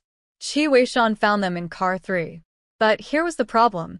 They'd strategically seated themselves next to other women with children. If anyone confronted them, those kids, theirs and the neighbors, would instantly become hostages. Smart. Evil but smart. So he waited, and reported their position to the officers. An hour and a half later, I was getting antsy. The next station was coming up. If those two got off the train with that baby, game over. Little Hemiao needed the bathroom, so I volunteered to take her. The nearby restrooms were all occupied, so we walked forward through the cars until we hit car 4, where I locked eyes with Qi Weishan sitting at the far end. He glanced to his right. I followed his gaze. There they were, eating sunflower seeds and chatting like they weren't holding a kidnapped infant. Unbelievable. While Hemiao was in the bathroom, I scanned the situation. I understood now why Qi Weishan hadn't made a move. These two had positioned themselves perfectly. Any direct confrontation risked the baby and every child in that section. We needed a different approach. Hemiao came out. Sister, I'm done, I nodded, and then she said something that accidentally made her a criminal mastermind. Sister, do you think my dad will be happy to see us? Mom's taking me and my little sister to find him. Find your dad. My eyes lit up like a Christmas tree. I had an idea. A terrible, brilliant, Oscar-worthy idea. I patted her head. Hemiao, you just gave me the best idea ever. She looked confused. She hadn't suggested anything. Poor kid. Can you find your way back to our compartment alone? She nodded. Go ahead. Sister has something to do. After she left, I turned and made eye contact with Qi Weishan. I winked at him. He stared at me, probably thinking I had something in my eye. Then I turned on the waterworks. I'm talking instant tears. Full blast sobbing. I went from calm and collected to absolutely devastated in 0.3 seconds, and I ran crying toward Qi Weishan's end of the car. Every single head in the compartment turned. Daddy. I finally found you. Qi Weishan's face. Daddy, why did you run away 3 days after marrying my mom? The entire car went silent. Then every pair of eyes slowly swiveled to Qi Weishan with the intensity of 100 judgment lasers. Oh my God. This tall, handsome guy married some poor woman and bailed after 3 days? And left behind a daughter? The audacity. The scandal. To me, Qi Weishan managed. I grabbed his arm, sobbing into his sleeve. Daddy, please come home. Mom loves you so much. She can't live without you. Wah.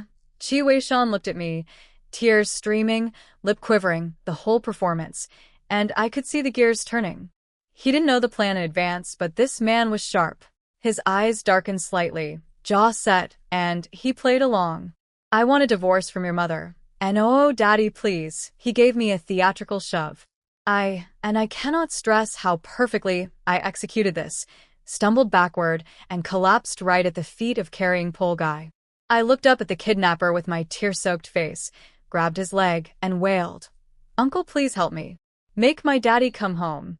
My mom really needs him. Please. This absolute moron looked at this beautiful crying girl clinging to his leg, heard the juiciest drama of his life, and his brain went, time to be a hero. He stood up, ready to give my deadbeat dad a piece of his mind. The woman beside him grabbed at his arm.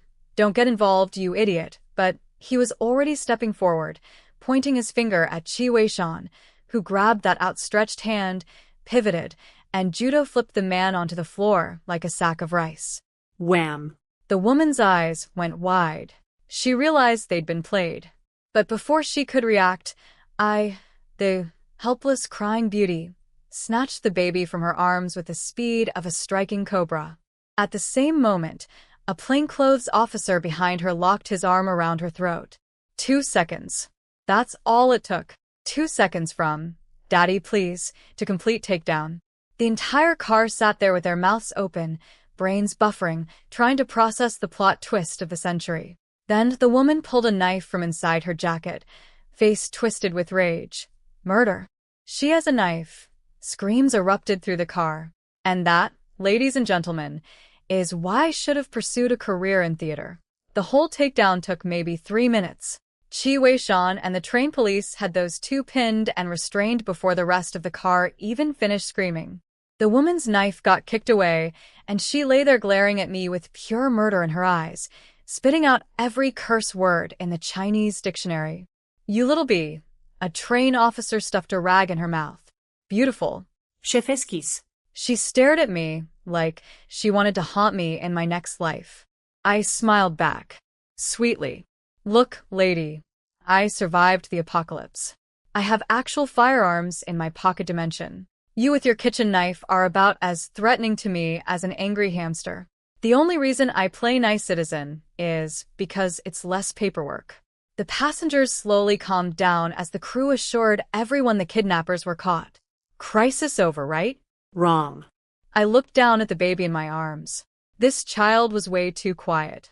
Not sleeping peacefully quiet, more like dangerously unconscious quiet. I checked, and my heart sank. A female attendant came over. Comrade, let me take the baby. Is there a doctor on this train? I think the kidnappers gave this baby too much sedative. He could be in real trouble. Now, I could have just said, I'm a doctor. But let's be real, I look 16. If I walked up and said, hi, I'm your physician today, people would think I was doing a school project. So, I asked for an actual doctor first. The attendant's face went pale. I'll go find one right now. The train was pulling into the next station. Qi Weishan finished handing off the male kidnapper and came to my side. What's wrong? I was already checking the baby's pulse. It was fading. His pulse is getting weaker. He might not make it until a doctor gets here. I started walking fast back to our compartment. My acupuncture needles were in my bag. Qi Weishan was right behind me. The train crew chased after us yelling, "Where are you going with that baby?" Fair concern, honestly. Baby gets rescued from kidnappers, and immediately a teenager runs off with it. Not a great look. I'm a medical student. The baby was drugged with too much sedative. I need to use acupuncture to make him vomit it up. Little girl, are you joking? How old are you? Put the baby down and let us find a real doctor. Then, from behind us, absolute chaos. My baby. Where's my baby? Ruerue. Mama's coming, Ruerue. The parents had arrived. The mother was hysterical, the father right behind her. The crew redirected them our way, and by the time they caught up, I was already in our compartment, unwrapping the baby from the suffocating cocoon the kidnappers had bundled. Him in. The mother, this well-dressed woman who looked like some kind of government official, threw herself onto the bed, grabbed her completely unresponsive son, and started wailing. Ruere, wake up. Mama's here. Ma'am, please put him down. He's been drugged and can't wake up. Don't move him. I pulled out my silver acupuncture needles. The attendant ran back. No doctor yet. I'll keep looking. Time was running out. I turned to the mother and speed-delivered my entire medical resume in one breath. Ma'am, my family practices traditional Chinese medicine. My mother is the head physician at Beijing's TCM hospital. Her name is Wang Yanxin. I've been practicing medicine at her side since I was 12. I was admitted to Tsinghua University's medical department. I can use acupuncture to induce vomiting and clear the drugs from your son's system. Do you consent? 0 pauses. 0 hesitation. I laid it all out because I knew that every second spent arguing was a second this baby didn't have. The father, Huo Weiji, looked at me, looked at his dying son, and apparently decided teenage girl with needles was not the gamble he wanted to take. He ran into the corridor screaming, "Doctor? Is there a doctor on this train?" I looked at the mother. His pulse is getting weaker. She met my eyes, tears streaming, and made the call. I consent.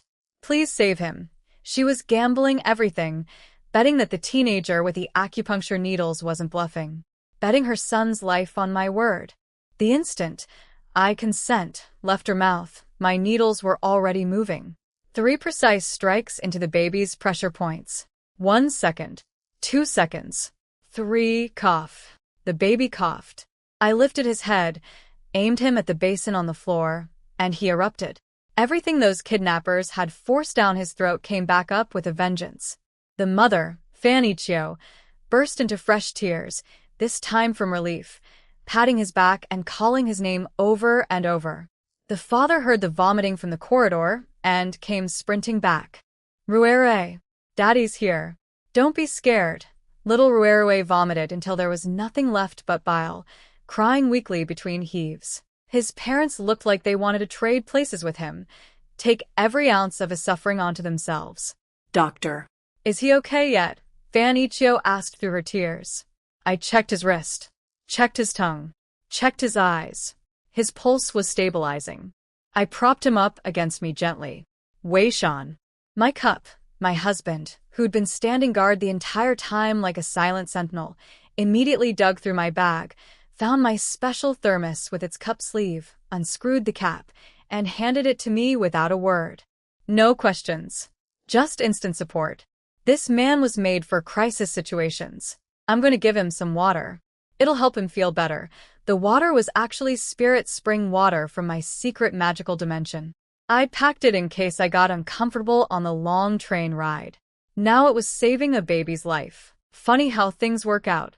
Fan Ichio just nodded. At this point, I could have said, I'm going to wave a chicken over him, and she would have agreed.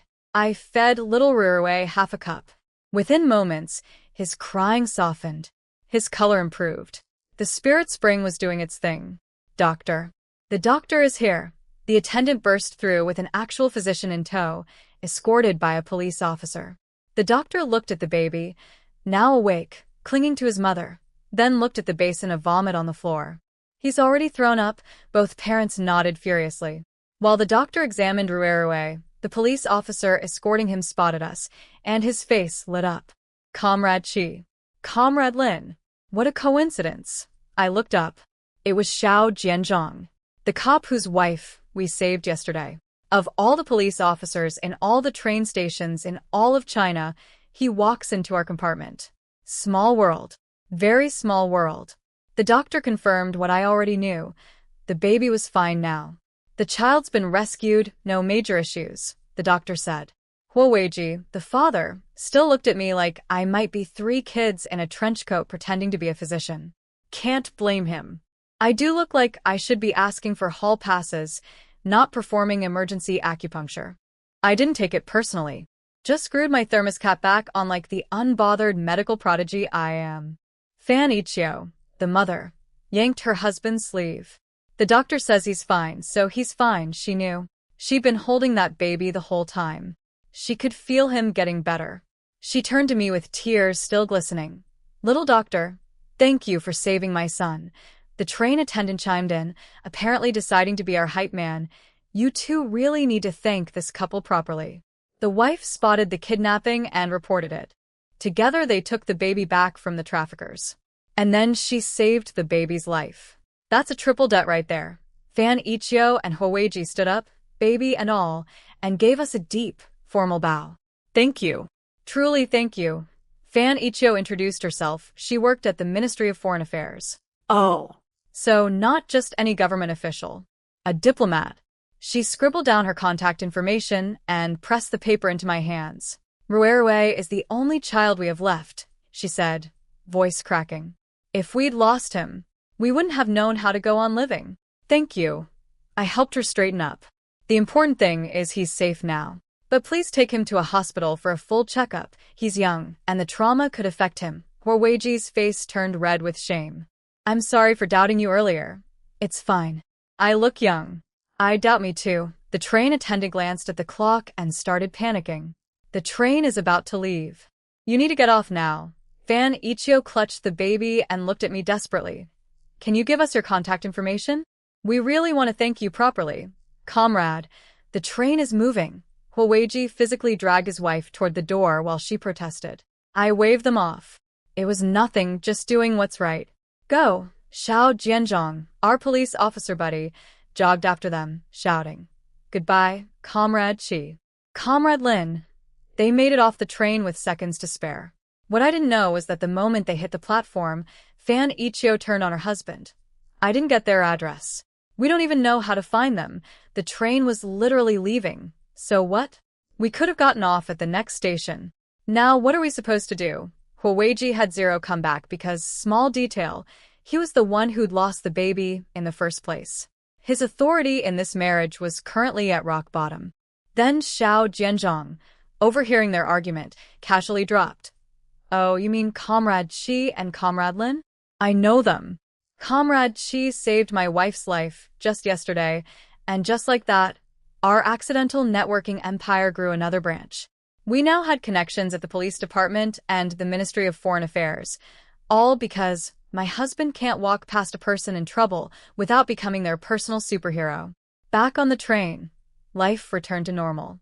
Qi Weishan cleaned out the vomit basin, what a prince, and I settled in while the gossip mill cranked into high gear in the corridor. "Did you hear? Some handsome guy in car 3 was a marriage scammer who abandoned his wife. Wait, isn't car 3 where they caught the kidnappers?" "Yes. And apparently his stepdaughter chased him onto the train, begging him to come home. I heard that was fake. It was the police pretending to rescue the baby." "Fake? No way. That girl was so specific. You can't make up. Daddy, why did you leave 3 days after the wedding?" "That's too detailed to be a lie. I'm telling you, the crazier it sounds, the more true it is. She looked about 12 or 13. Definitely not an undercover cop. Must be his actual stepdaughter who happened to find him." Qi Weishan walked back to our compartment in silence, the legendary marriage scammer stepfather himself, wondering if he should find a mirror. Did he really look that much older than me? He sat down and just stared at me. "What?" I asked. He decided not to share his existential crisis. "Did you get hurt earlier?" Everyone in the compartment was openly gawking at us now. Tong Shui's couple, Hemiao's family, all of them processing the fact that we just casually busted a kidnapping ring and performed emergency medicine on a train like it was a Tuesday afternoon. The fact that I, the teenager, was apparently a skilled doctor on top of being a detective and actress? Their brains were short-circuiting. I ignored the staring. "I'm fine." "What about you? You literally judo flipped a guy." Qi Weishan shook his head. He wasn't much of a challenge. Then, right on cue, a stomach growled loud enough to echo through the compartment. We both looked across the aisle. Little Hemiao was clutching her belly, trying to disappear into the bed frame. Her mom, Li Zhaohua, pulled out a cold, hard corn bun from their bag, stuffed some pickled vegetables inside, and handed one to each daughter. Meanwhile, upstairs, Tong Shui and her husband were already munching on peach cookies, crumbs raining down onto the lower bunk like the world's most insulting snowfall. Little Maisu, Hemiao's younger sister, maybe 4 or 5, quietly picked a fallen cookie crumb off the bed, popped it in her mouth, and her face lit up like she'd just tasted heaven. My heart did something uncomfortable. "Are you hungry?" I asked Qi Weishan. "A little." Translation: this man was starving but had been hungry so many times in his life that he'd stopped registering it as noteworthy. I pulled out the dumplings we'd bought that morning. Qi Weishan poured hot water to warm them up. They'd gone cold in the October chill. While we waited, I noticed Hemiao and Maisu watching our dumplings with enormous eyes. I gave each of them 2. It was all I could spare, without us going hungry too. I ate 16 dumplings, holding back, so there'd be enough, and Qi Weishan inhaled the rest like a vacuum cleaner designed specifically for dumplings.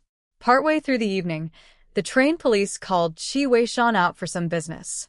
By the time he came back, I'd already climbed to the upper bunk. It was dark. I lay down and closed my eyes. And you know what? Qi Weishan actually slept tonight. His lower bunk was all his, no rogue legs, no sleep cuddling, no accidental groping. The man passed out like someone who'd been awake for 36 hours. Because he basically had been. The train clattered on through the night. When we finally pulled into Harbin the next day, it was noon. Home. Or, at least, the beginning of it. We stepped out of the train station, and there it was, a military jeep parked by the road, with a buzz-cut soldier waving enthusiastically like he was flagging down a rescue helicopter. "Commander Qi. Over here." This was Xiaoma, Qi Weishan's driver. The second he spotted me, his eyes went wide with the expression I was rapidly getting used to. "Wait, is she old enough to be here without a permission slip?"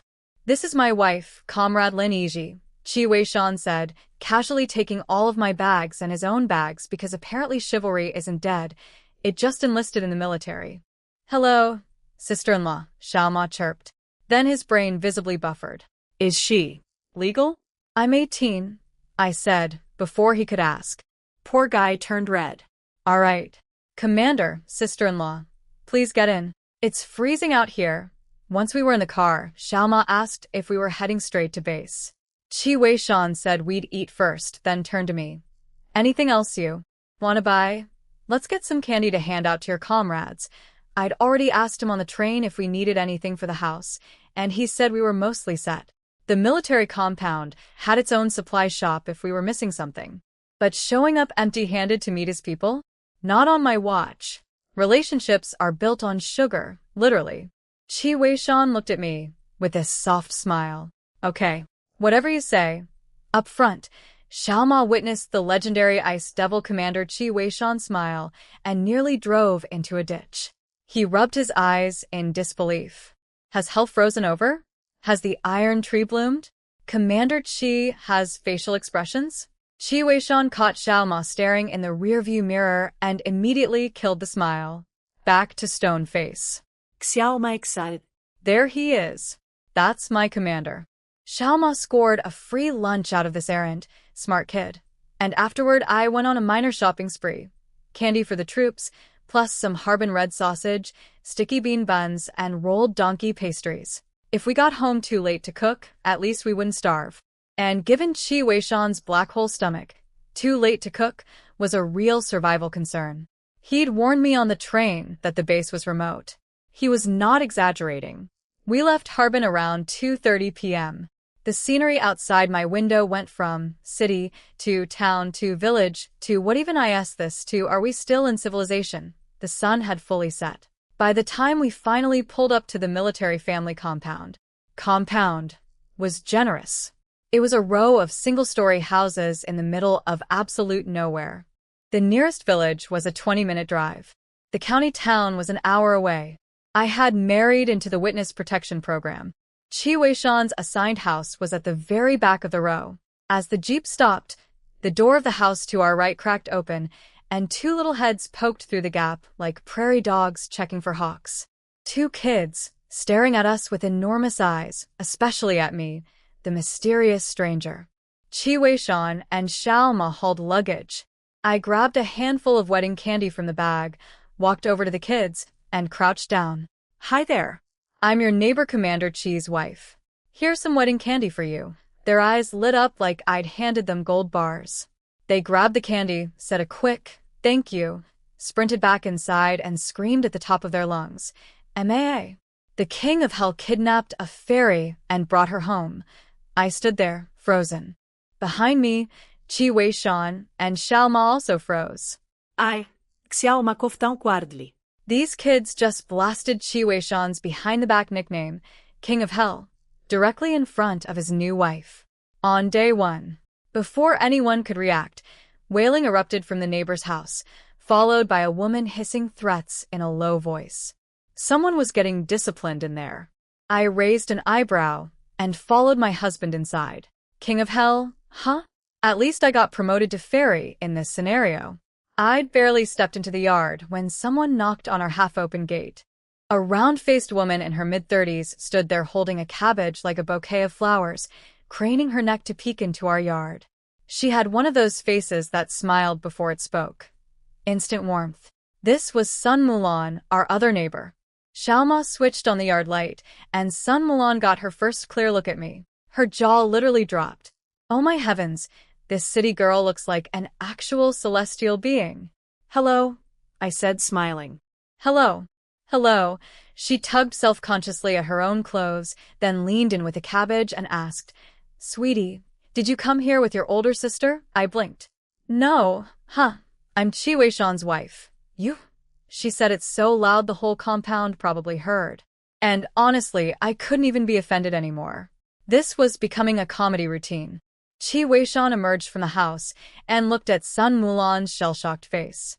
He could already see the future. Starting tomorrow, the old husband, child bride couple would be the #1 topic at every dinner table in the compound and the military base for weeks, maybe months. Sweetie. Are you even of age? I'm 18, sister. Sun Mulan circled me like I was a museum exhibit, hometown dialect leaking through her shock. Oh my lordy lord, you look younger than my son. Look, 18-year-old brides aren't unusual. Some village girls marry at 16. But it wasn't just my age. It was my face. I apparently looked less like someone's wife and more like someone's daughter. A pampered, porcelain-skinned daughter who'd never touched a kitchen in her life. Qi Weishan came to stand beside me, and Sun Mulan shoved her cabbage into his hands. I figured you two just got back and probably don't have any vegetables, so here, a welcome cabbage. Then she squinted at me suspiciously. Sweetie, Can you cook? If you can't, she looked at Qi Weishan. Looked back at me. These two beautiful people were absolutely gorgeous together, but they both radiated, we will burn water, energy. I can cook, sister. I'm actually pretty decent. Sun Mulan relaxed about 12%. well, okay. But if you need help, come to my place and I'll teach you. She didn't believe me. Not even a little. Because apparently when you look like a fairy who was kidnapped by the king of hell, nobody trusts you with a walk. We stepped out of the train station and there it was, a military jeep parked by the road, with a buzz-cut soldier waving enthusiastically like he was flagging down a rescue helicopter. Commander Qi. Over here. This was Xiao Ma, Qi Weishan's driver. The second he spotted me, his eyes went wide with the expression I was rapidly getting used to. Wait, is she old enough to be here without a permission slip? This is my wife, Comrade Lin Yizhi, Qi Weishan said, casually taking all of my bags and his own bags because apparently chivalry isn't dead. It just enlisted in the military. Hello, sister-in-law, Xiao Ma chirped. Then his brain visibly buffered. Is she Legal? I'm 18, I said, before he could ask. Poor guy turned red. All right. Commander, sister-in-law, please get in. It's freezing out here. Once we were in the car, Xiao Ma asked if we were heading straight to base. Qi Weishan said we'd eat first, then turned to me. Anything else you want to buy? Let's get some candy to hand out to your comrades. I'd already asked him on the train if we needed anything for the house, and he said we were mostly set. The military compound had its own supply shop if we were missing something. But showing up empty-handed to meet his people? Not on my watch. Relationships are built on sugar, literally. Qi Weishan looked at me with this soft smile. Okay. Whatever you say. Up front, Xiao Ma witnessed the legendary Ice Devil Commander Qi Weishan smile and nearly drove into a ditch. He rubbed his eyes in disbelief. Has hell frozen over? Has the iron tree bloomed? Commander Qi has facial expressions? Qi Weishan caught Xiao Ma staring in the rearview mirror and immediately killed the smile. Back to stone face. Xiao Ma excited. There he is. That's my commander. Xiao Ma scored a free lunch out of this errand, smart kid, and afterward I went on a minor shopping spree. Candy for the troops, plus some Harbin red sausage, sticky bean buns, and rolled donkey pastries. If we got home too late to cook, at least we wouldn't starve. And given Qi Weishan's black hole stomach, too late to cook was a real survival concern. He'd warned me on the train that the base was remote. He was not exaggerating. We left Harbin around 2:30 p.m. The scenery outside my window went from city to town to village to what even I asked this to are we still in civilization? The sun had fully set by the time we finally pulled up to the military family compound. Compound was generous.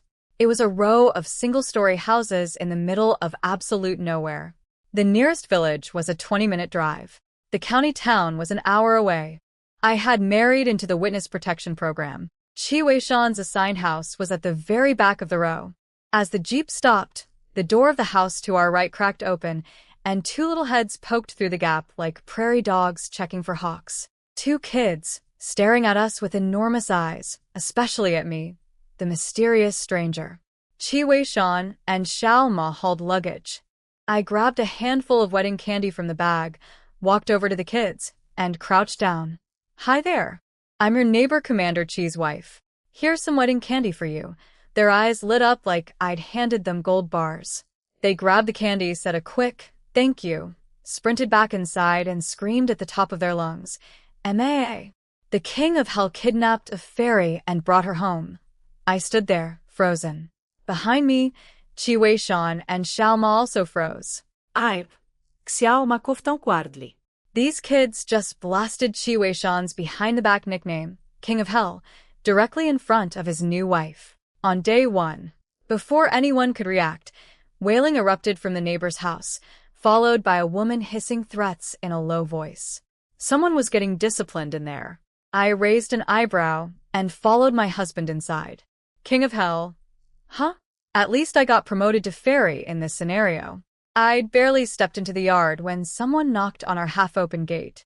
A round-faced woman in her mid-30s stood there holding a cabbage like a bouquet of flowers, craning her neck to peek into our yard. She had one of those faces that smiled before it spoke. Instant warmth.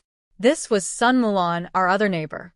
Xiao Ma switched on the yard light, and Sun Mulan got her first clear look at me. Her jaw literally dropped. Oh my heavens, this city girl looks like an actual celestial being. Hello? I said, smiling. Hello. Hello. She tugged self-consciously at her own clothes, then leaned in with the cabbage and asked, Sweetie, did you come here with your older sister? I blinked. No, I'm Qi Weishan's wife. You? She said it so loud the whole compound probably heard. And honestly, I couldn't even be offended anymore. This was becoming a comedy routine. Qi Weishan emerged from the house and looked at Sun Mulan's shell-shocked face. He could already see the future. Starting tomorrow, the old husband, child bride couple would be the #1 topic at every dinner table in the compound and the military base for weeks. Maybe months. Sweetie. Are you even of age? I'm 18, sister. Sun Mulan circled me like I was a museum exhibit, hometown dialect leaking through her shock. Oh my lordy lord, you look younger than my son. Look, 18-year-old brides aren't unusual. Some village girls marry at 16. But it wasn't just my age. It was my face. I apparently looked less like someone's wife and more like someone's daughter. A pampered, porcelain-skinned daughter who'd never touched a kitchen in her life. Qi Weishan came to stand beside me, and Sun Mulan shoved her cabbage into his hands. I figured you two just got back and probably don't have any vegetables, so here, welcome cabbage. Then she squinted at me suspiciously. Sweetie. Can you cook? If you can't, she looked at Qi Weishan. Looked back at me. These two beautiful people were absolutely gorgeous together, but they both radiated, we will burn water, energy. I can cook, sister. I'm actually pretty decent. Sun Mulan relaxed about 12%. Well, okay. But if you need help, come to my place and I'll teach you. She didn't believe me. Not even a little. Because apparently when you look like a fairy who is kidnapped by the King of Hell, nobody trusts you with a wok. After we finally shooed away the enthusiastic Sun Mulan and Xiao Ma drove off, it was just us. Me and my husband. In our new home. Together. Time to actually look at this place. The military compound houses were all the same layout. A courtyard, 3 main rooms. Our courtyard was big, and by big, I mean completely empty except for an outhouse in the corner. Very minimalist. Very bleak. I followed Qi Weishan inside. The house was clean, I'll give him that. Clean in the way a hospital waiting room is clean, sterile, soulless, and vaguely depressing. The only signs of human life were the bags and snacks I'd brought, sitting on the table like a tiny oasis of civilization. Qi Weishan had never noticed anything wrong with his house before. But now, with me standing in it, he was suddenly developing the uncomfortable feeling that something was missing. Many somethings. The main room is for cooking and eating. East room is our bedroom. West room is storage for now. For 2 people, the house was huge. Our neighbors, the Zhao family, had 4 sons crammed into the same space and had to build an extra room just to fit everyone. So we were lucky. Spacious. École espacio. Do we have firewood? I asked, looking at the kitchen stove that appeared to have never been touched by human hands. No. And there it was. The first of many revelations about Bachelor Qi Weishan's domestic preparedness. This man had been eating every meal at the military cafeteria. He'd never once cooked in this house. The iron wok on the stove was bought after he found out he was getting married. Xiao Ma purchased it on his behalf, and it had literally never been used. It was a decorative wok. A wok of good intentions. I looked at him. He looked at the empty stove. No firewood. No hot water. No cooked food. The reality of his preparation was dawning on both of us. Let's just make do with what we have tonight. I said this casually, but I could see his face heating up. He'd been so confident everything was ready. Turns out his definition of ready has walls and a roof. Wait here. I'll borrow firewood and hot water from next door. He remembered. On the train, I'd mentioned wanting a hot bath when we arrived. This man might not own firewood, but he listened. He wasn't about to let his wife go unwashed on her first night because of his failure to understand that houses require supplies. Okay, I'll wait, I smiled. Honestly, I was pleased. He didn't sit down and expect me to figure everything out. He saw a problem and went to fix it. Good instincts. Trainable husband. While he was gone, I set out the red sausage and sticky bean buns on the table, cold but edible. Then I grabbed my luggage and headed into our bedroom. Good news. We had electricity and a water tap. No oil lamps, no hauling water from a well. I'd been mentally preparing for pioneer-level survival, so this was a pleasant upgrade. The bedroom had a traditional northeastern heated brick bed, a kong, stretching from wall to wall. On one end sat a storage chest and two neatly folded quilts. And then, nothing. That was it. The entire bedroom contents, against the opposite wall. One desk, one chair, both spotless. Behind them, a wardrobe. I opened the wardrobe to put my clothes away and found a few military uniforms, one set of casual clothes, and a vast, echoing void. This closet was like a metaphor for his entire domestic life, technically functional, spiritually barren. This man lived like a monk with a security clearance. I started unpacking. Slowly, one item at a time, I began injecting signs of life into this empty shell. A cloth here, a toiletry there, my things spreading across the room like flowers growing through concrete. Qi Weishan returned with half a thermos of hot water and a teenage boy carrying a bundle of firewood. This was Zhao Xiangbei, the eldest son from next door. The kid walked in, looked up, saw me standing under the light, and immediately stared at his own shoes. So that's why his little brothers called me a fairy, his burning red ears seemed to say. He set down the firewood and snuck another peek. I'd already materialized in front of him with a handful of wedding candy. He shot upright like a soldier at inspection.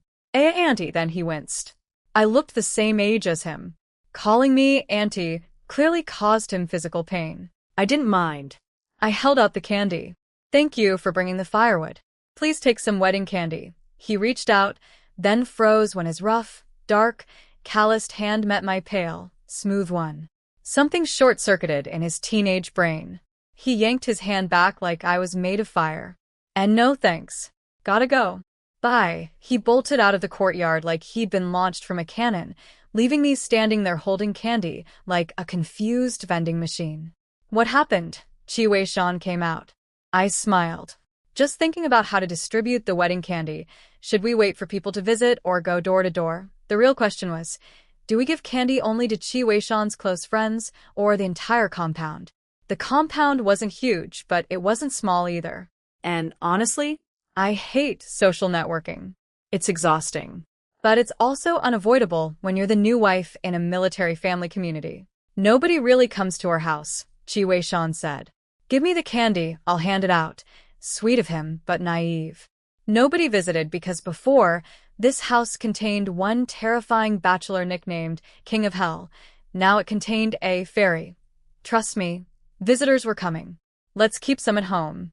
I'll distribute to the immediate neighbors myself. With firewood secured, we couldn't fry anything, no cooking oil, added to the list, but we could at least steam the cold bean buns and sausage. Warmish food. Progress. After our sad but functional dinner, I continued unpacking while Qi Weishan washed the dishes and boiled water for my bath. And then he discovered the next missing item. No bathtub. No wash basin big enough to bathe in. In his defense, when you're a military man living alone, bathing means standing under a cold tap and speed scrubbing like you're being timed. The concept of a warm, enclosed bathing experience simply did not exist in his universe.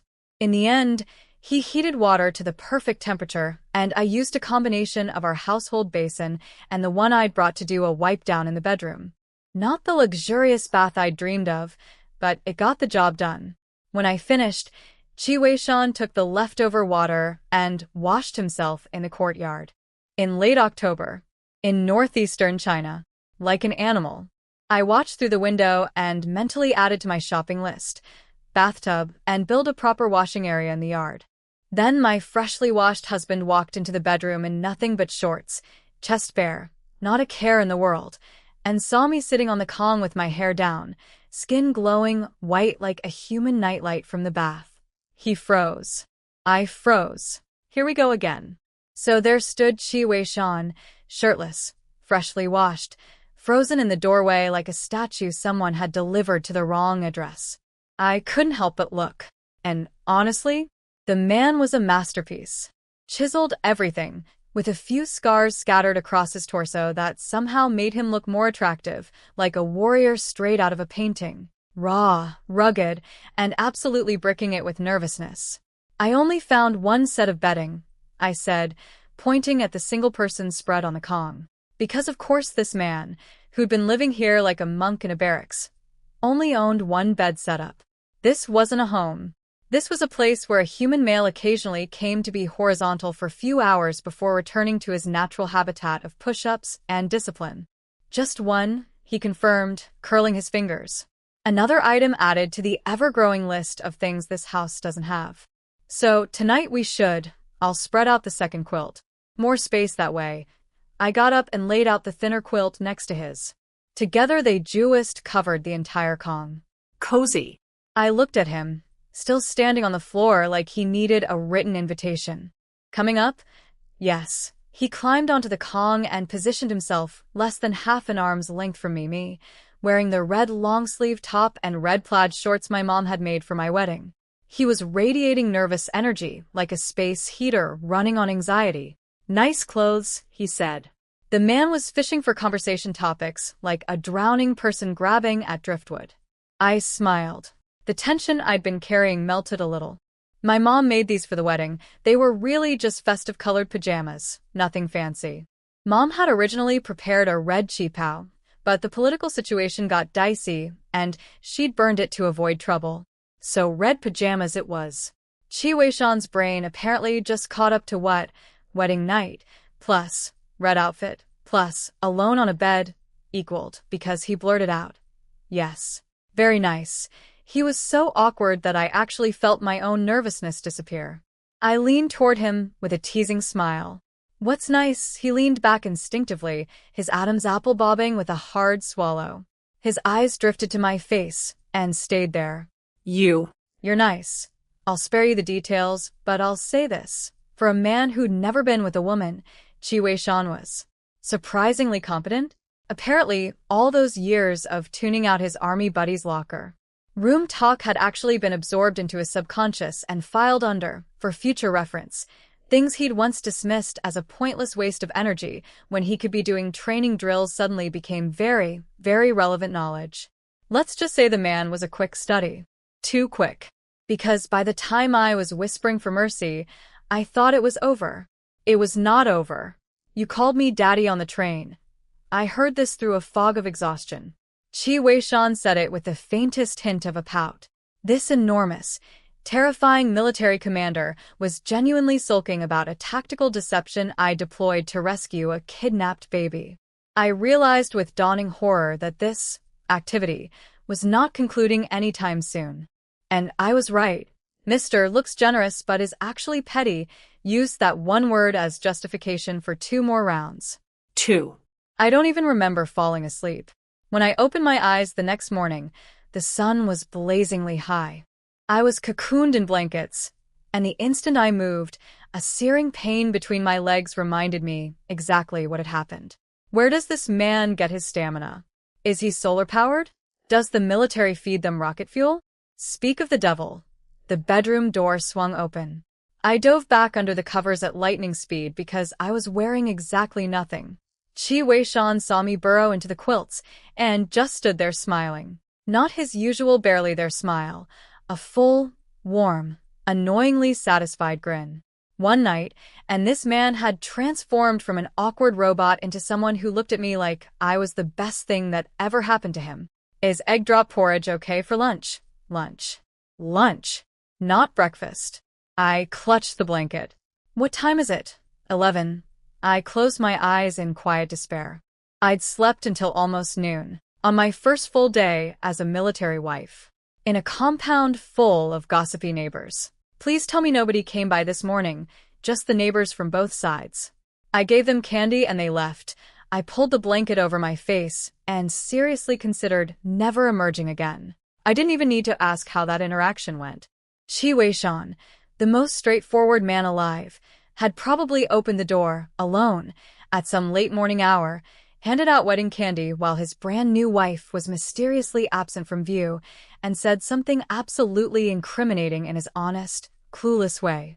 Everyone in this compound now knew exactly why the new city bride was still in bed at 11 a.m. the morning after her wedding night. I was already the headline. City girl bride. Too delicate to walk. Qi Weishan peeled back the blanket I was hiding under, looking genuinely worried. Are you feeling sick? Should I take you to a doctor? Deep breath. I sat up, clutching the quilt to my chest, hair cascading over my back.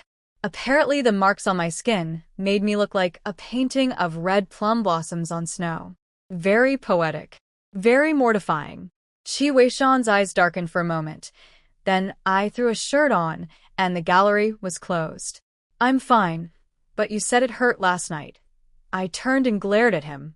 And, did you stop? His eyes darted sideways. They said. The first time always hurts for women.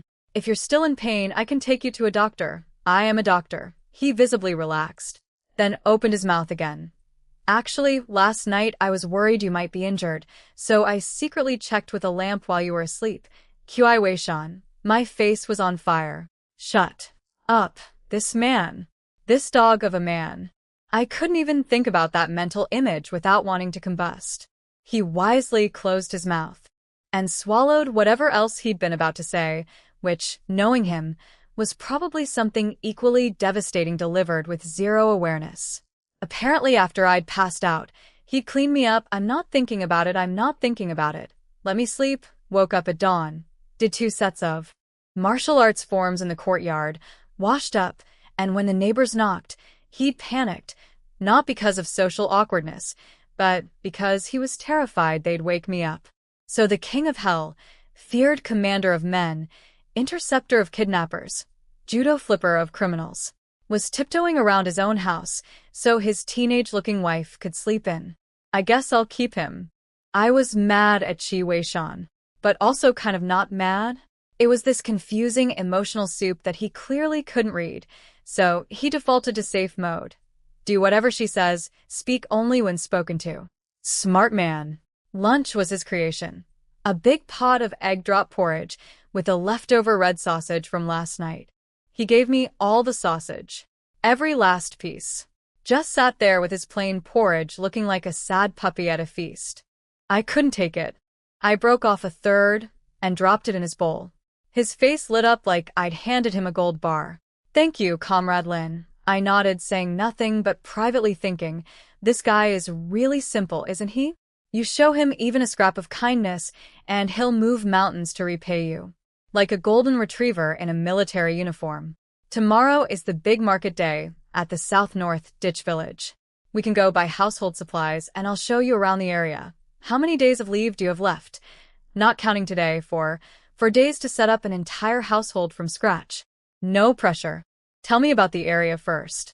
We'll do the field trip tomorrow. Qi Weishan grabbed his chopstick, dipped it in water, and started drawing a map on the table. This man was briefing me like I was a new recruit. This is our compound. Drip, the base is 3 kilometers north. Don't go there, security is tight. I nodded. I had zero interest in hanging around a military base. Northeast is Twin Dragon Mountain. The wives and kids go there for firewood and wild goods. As long as you're not running a commercial operation, nobody cares. But his voice got serious. Stay on the lower slopes. Halfway up, max. Deep in the mountains there are tigers and black bears. You've seen them? My ears perked up. Saw a black bear. Every year before the heavy snow, the army organizes hunts to keep wild boars and predators from coming into the villages. My eyes went full sparkle mode. Will they do it this year too? What happens to the meat? It gets distributed. Everyone gets some, based on contribution. Now we were talking. This remote frozen wasteland was suddenly looking a lot more interesting. I'll try to bring home plenty of meat this year. Give us a good new year, he said. Then he paused, and something flickered across his face. He'd said, home, and I could tell from his expression that the word felt foreign in his mouth. This man, orphaned, passed between families, nearly killed as a child, raised by his father's war buddy, hadn't had a place to call home in. Maybe ever. Until now. Deal, I said. And I'll do my part stockpiling supplies for our little household. Then a thought hit me. When does the snow start? How long does it block everything? Usually late October or early November. Sometimes as early October, late October. It was already late October. My survival instincts kicked into overdrive. So, it's basically about to snow, and we have nothing prepared. If we got snowed in right now, we'd literally starve. Our pantry contained 0 food, 0 firewood, and 1 decorative wok. Qi Weishan laughed. The first snow is light. The real blizzards don't hit until late November. We have time. He explained that snowed in didn't mean completely trapped. The army would clear a path. But every year, people died from accidents in the snow, so everyone basically hibernated indoors for winter. Nobody went out unless it was an emergency. At most, people visit neighbors or wander the village. When spring comes and the snow melts, life goes back to normal. That's why he'd insisted on buying that radio back in Beijing. Winter here was months of being stuck inside with nothing to do. A radio wasn't a luxury. It was a sanity preservation device. Okay. I'm going full squirrel mode. Stockpiling starts now. I was already mentally making lists. Tell me more, especially about this market. Nobody regulates it. Every region has its own rules. We're so remote, and winters are so long, that the market has always been allowed to operate.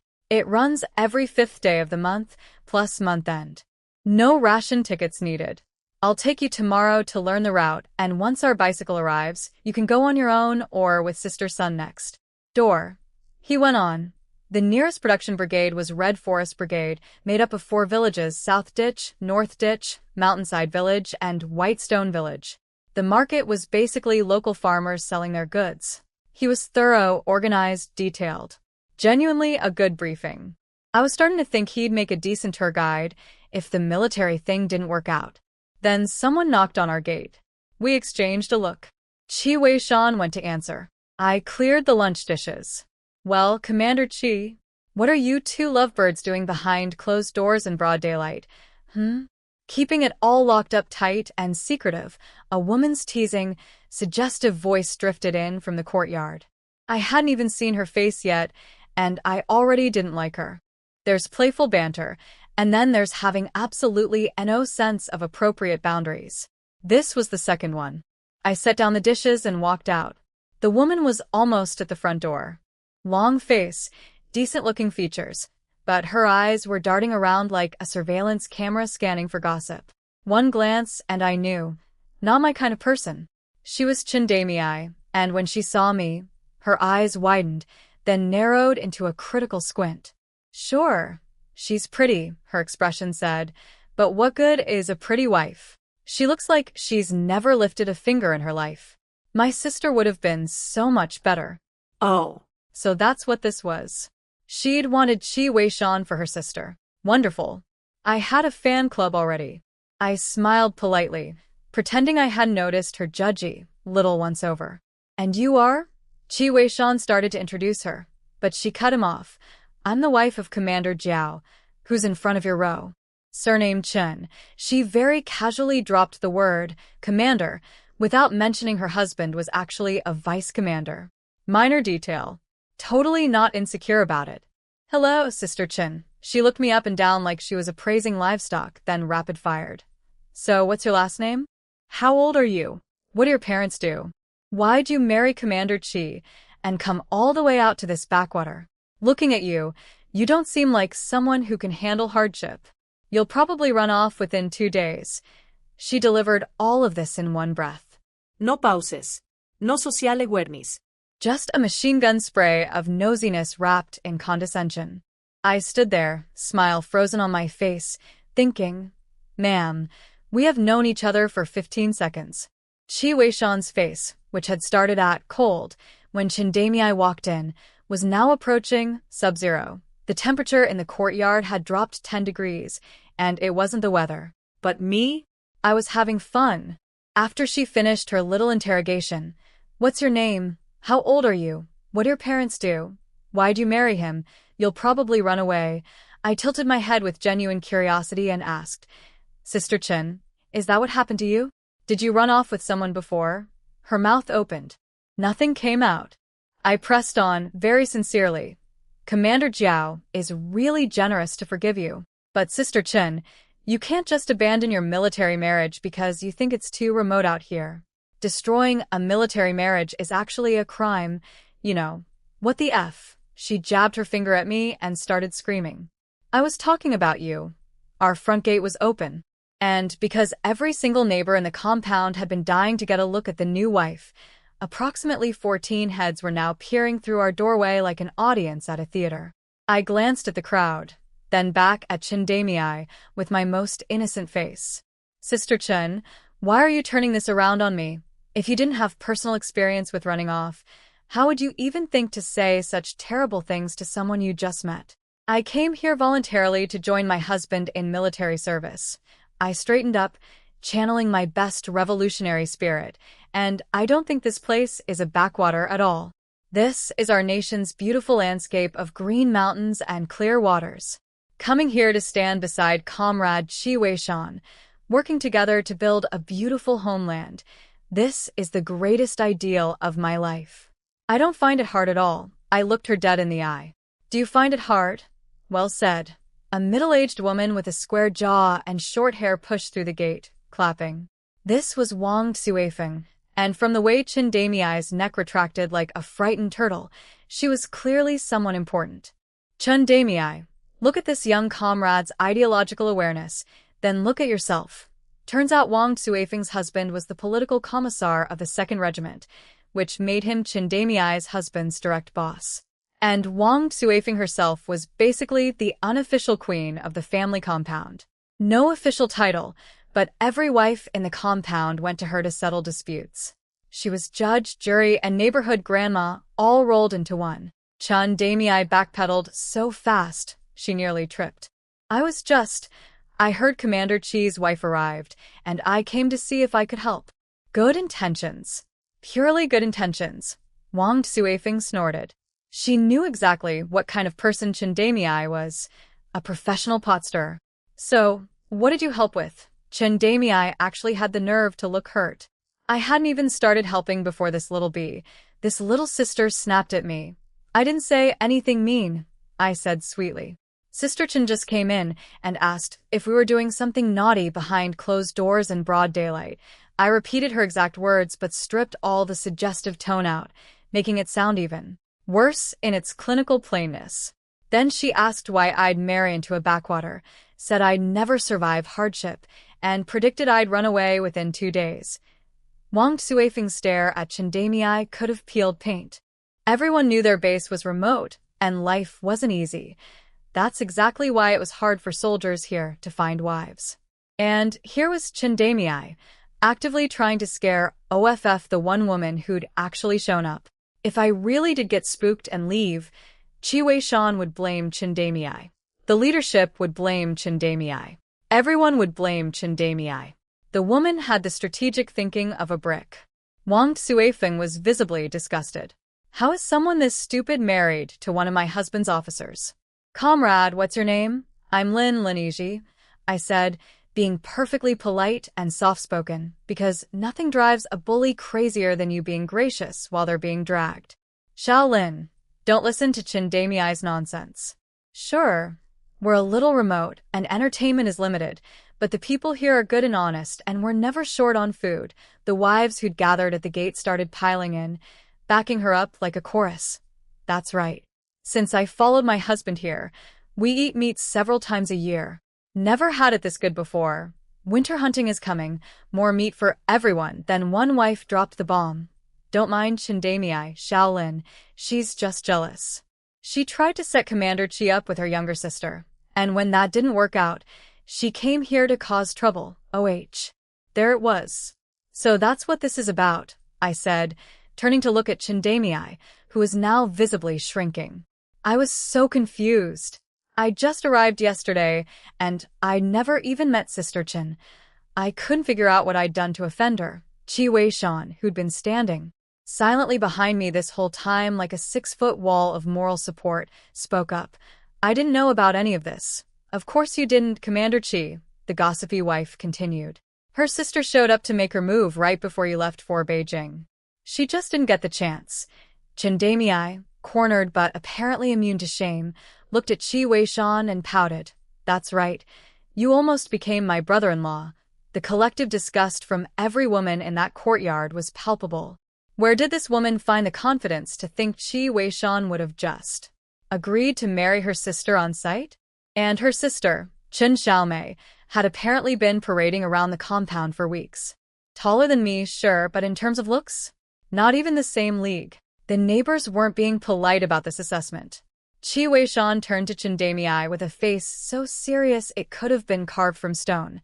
Comrade Chindamei, I advise you to choose your words carefully. I have zero connection to your sister. Then, in a voice that left absolutely no room for interpretation, my beloved and my wife is Lin Yizhi. And Lin Yizhi alone. Okay, I felt that one. Right in the chest. Yes. Wang Suifeng jumped in to redirect. We're all here to welcome the new bride, aren't we, ladies? The wives cheered in agreement, the atmosphere doing a full 180 from courtroom drama to welcome party. Wang Suifeng grabbed my hand warmly. Shaolin, how old are you? You look about the same age as my daughter. I let Chindamei off the hook. I'd just arrived. I didn't need a reputation as someone who held grudges. The point was made, the message was delivered, and every wife in this compound had witnessed Chindamei get publicly dismantled on my very first day. I just turned 18. No wonder you looked familiar. Wang Suifeng laughed. My Xiuyun is only a year older. She's studying for the clinic entrance exam right now, but once she's free, I'll bring her over. You two will get along perfectly. A potential friend my age who's studying medicine? In this frozen wilderness? Yes, please.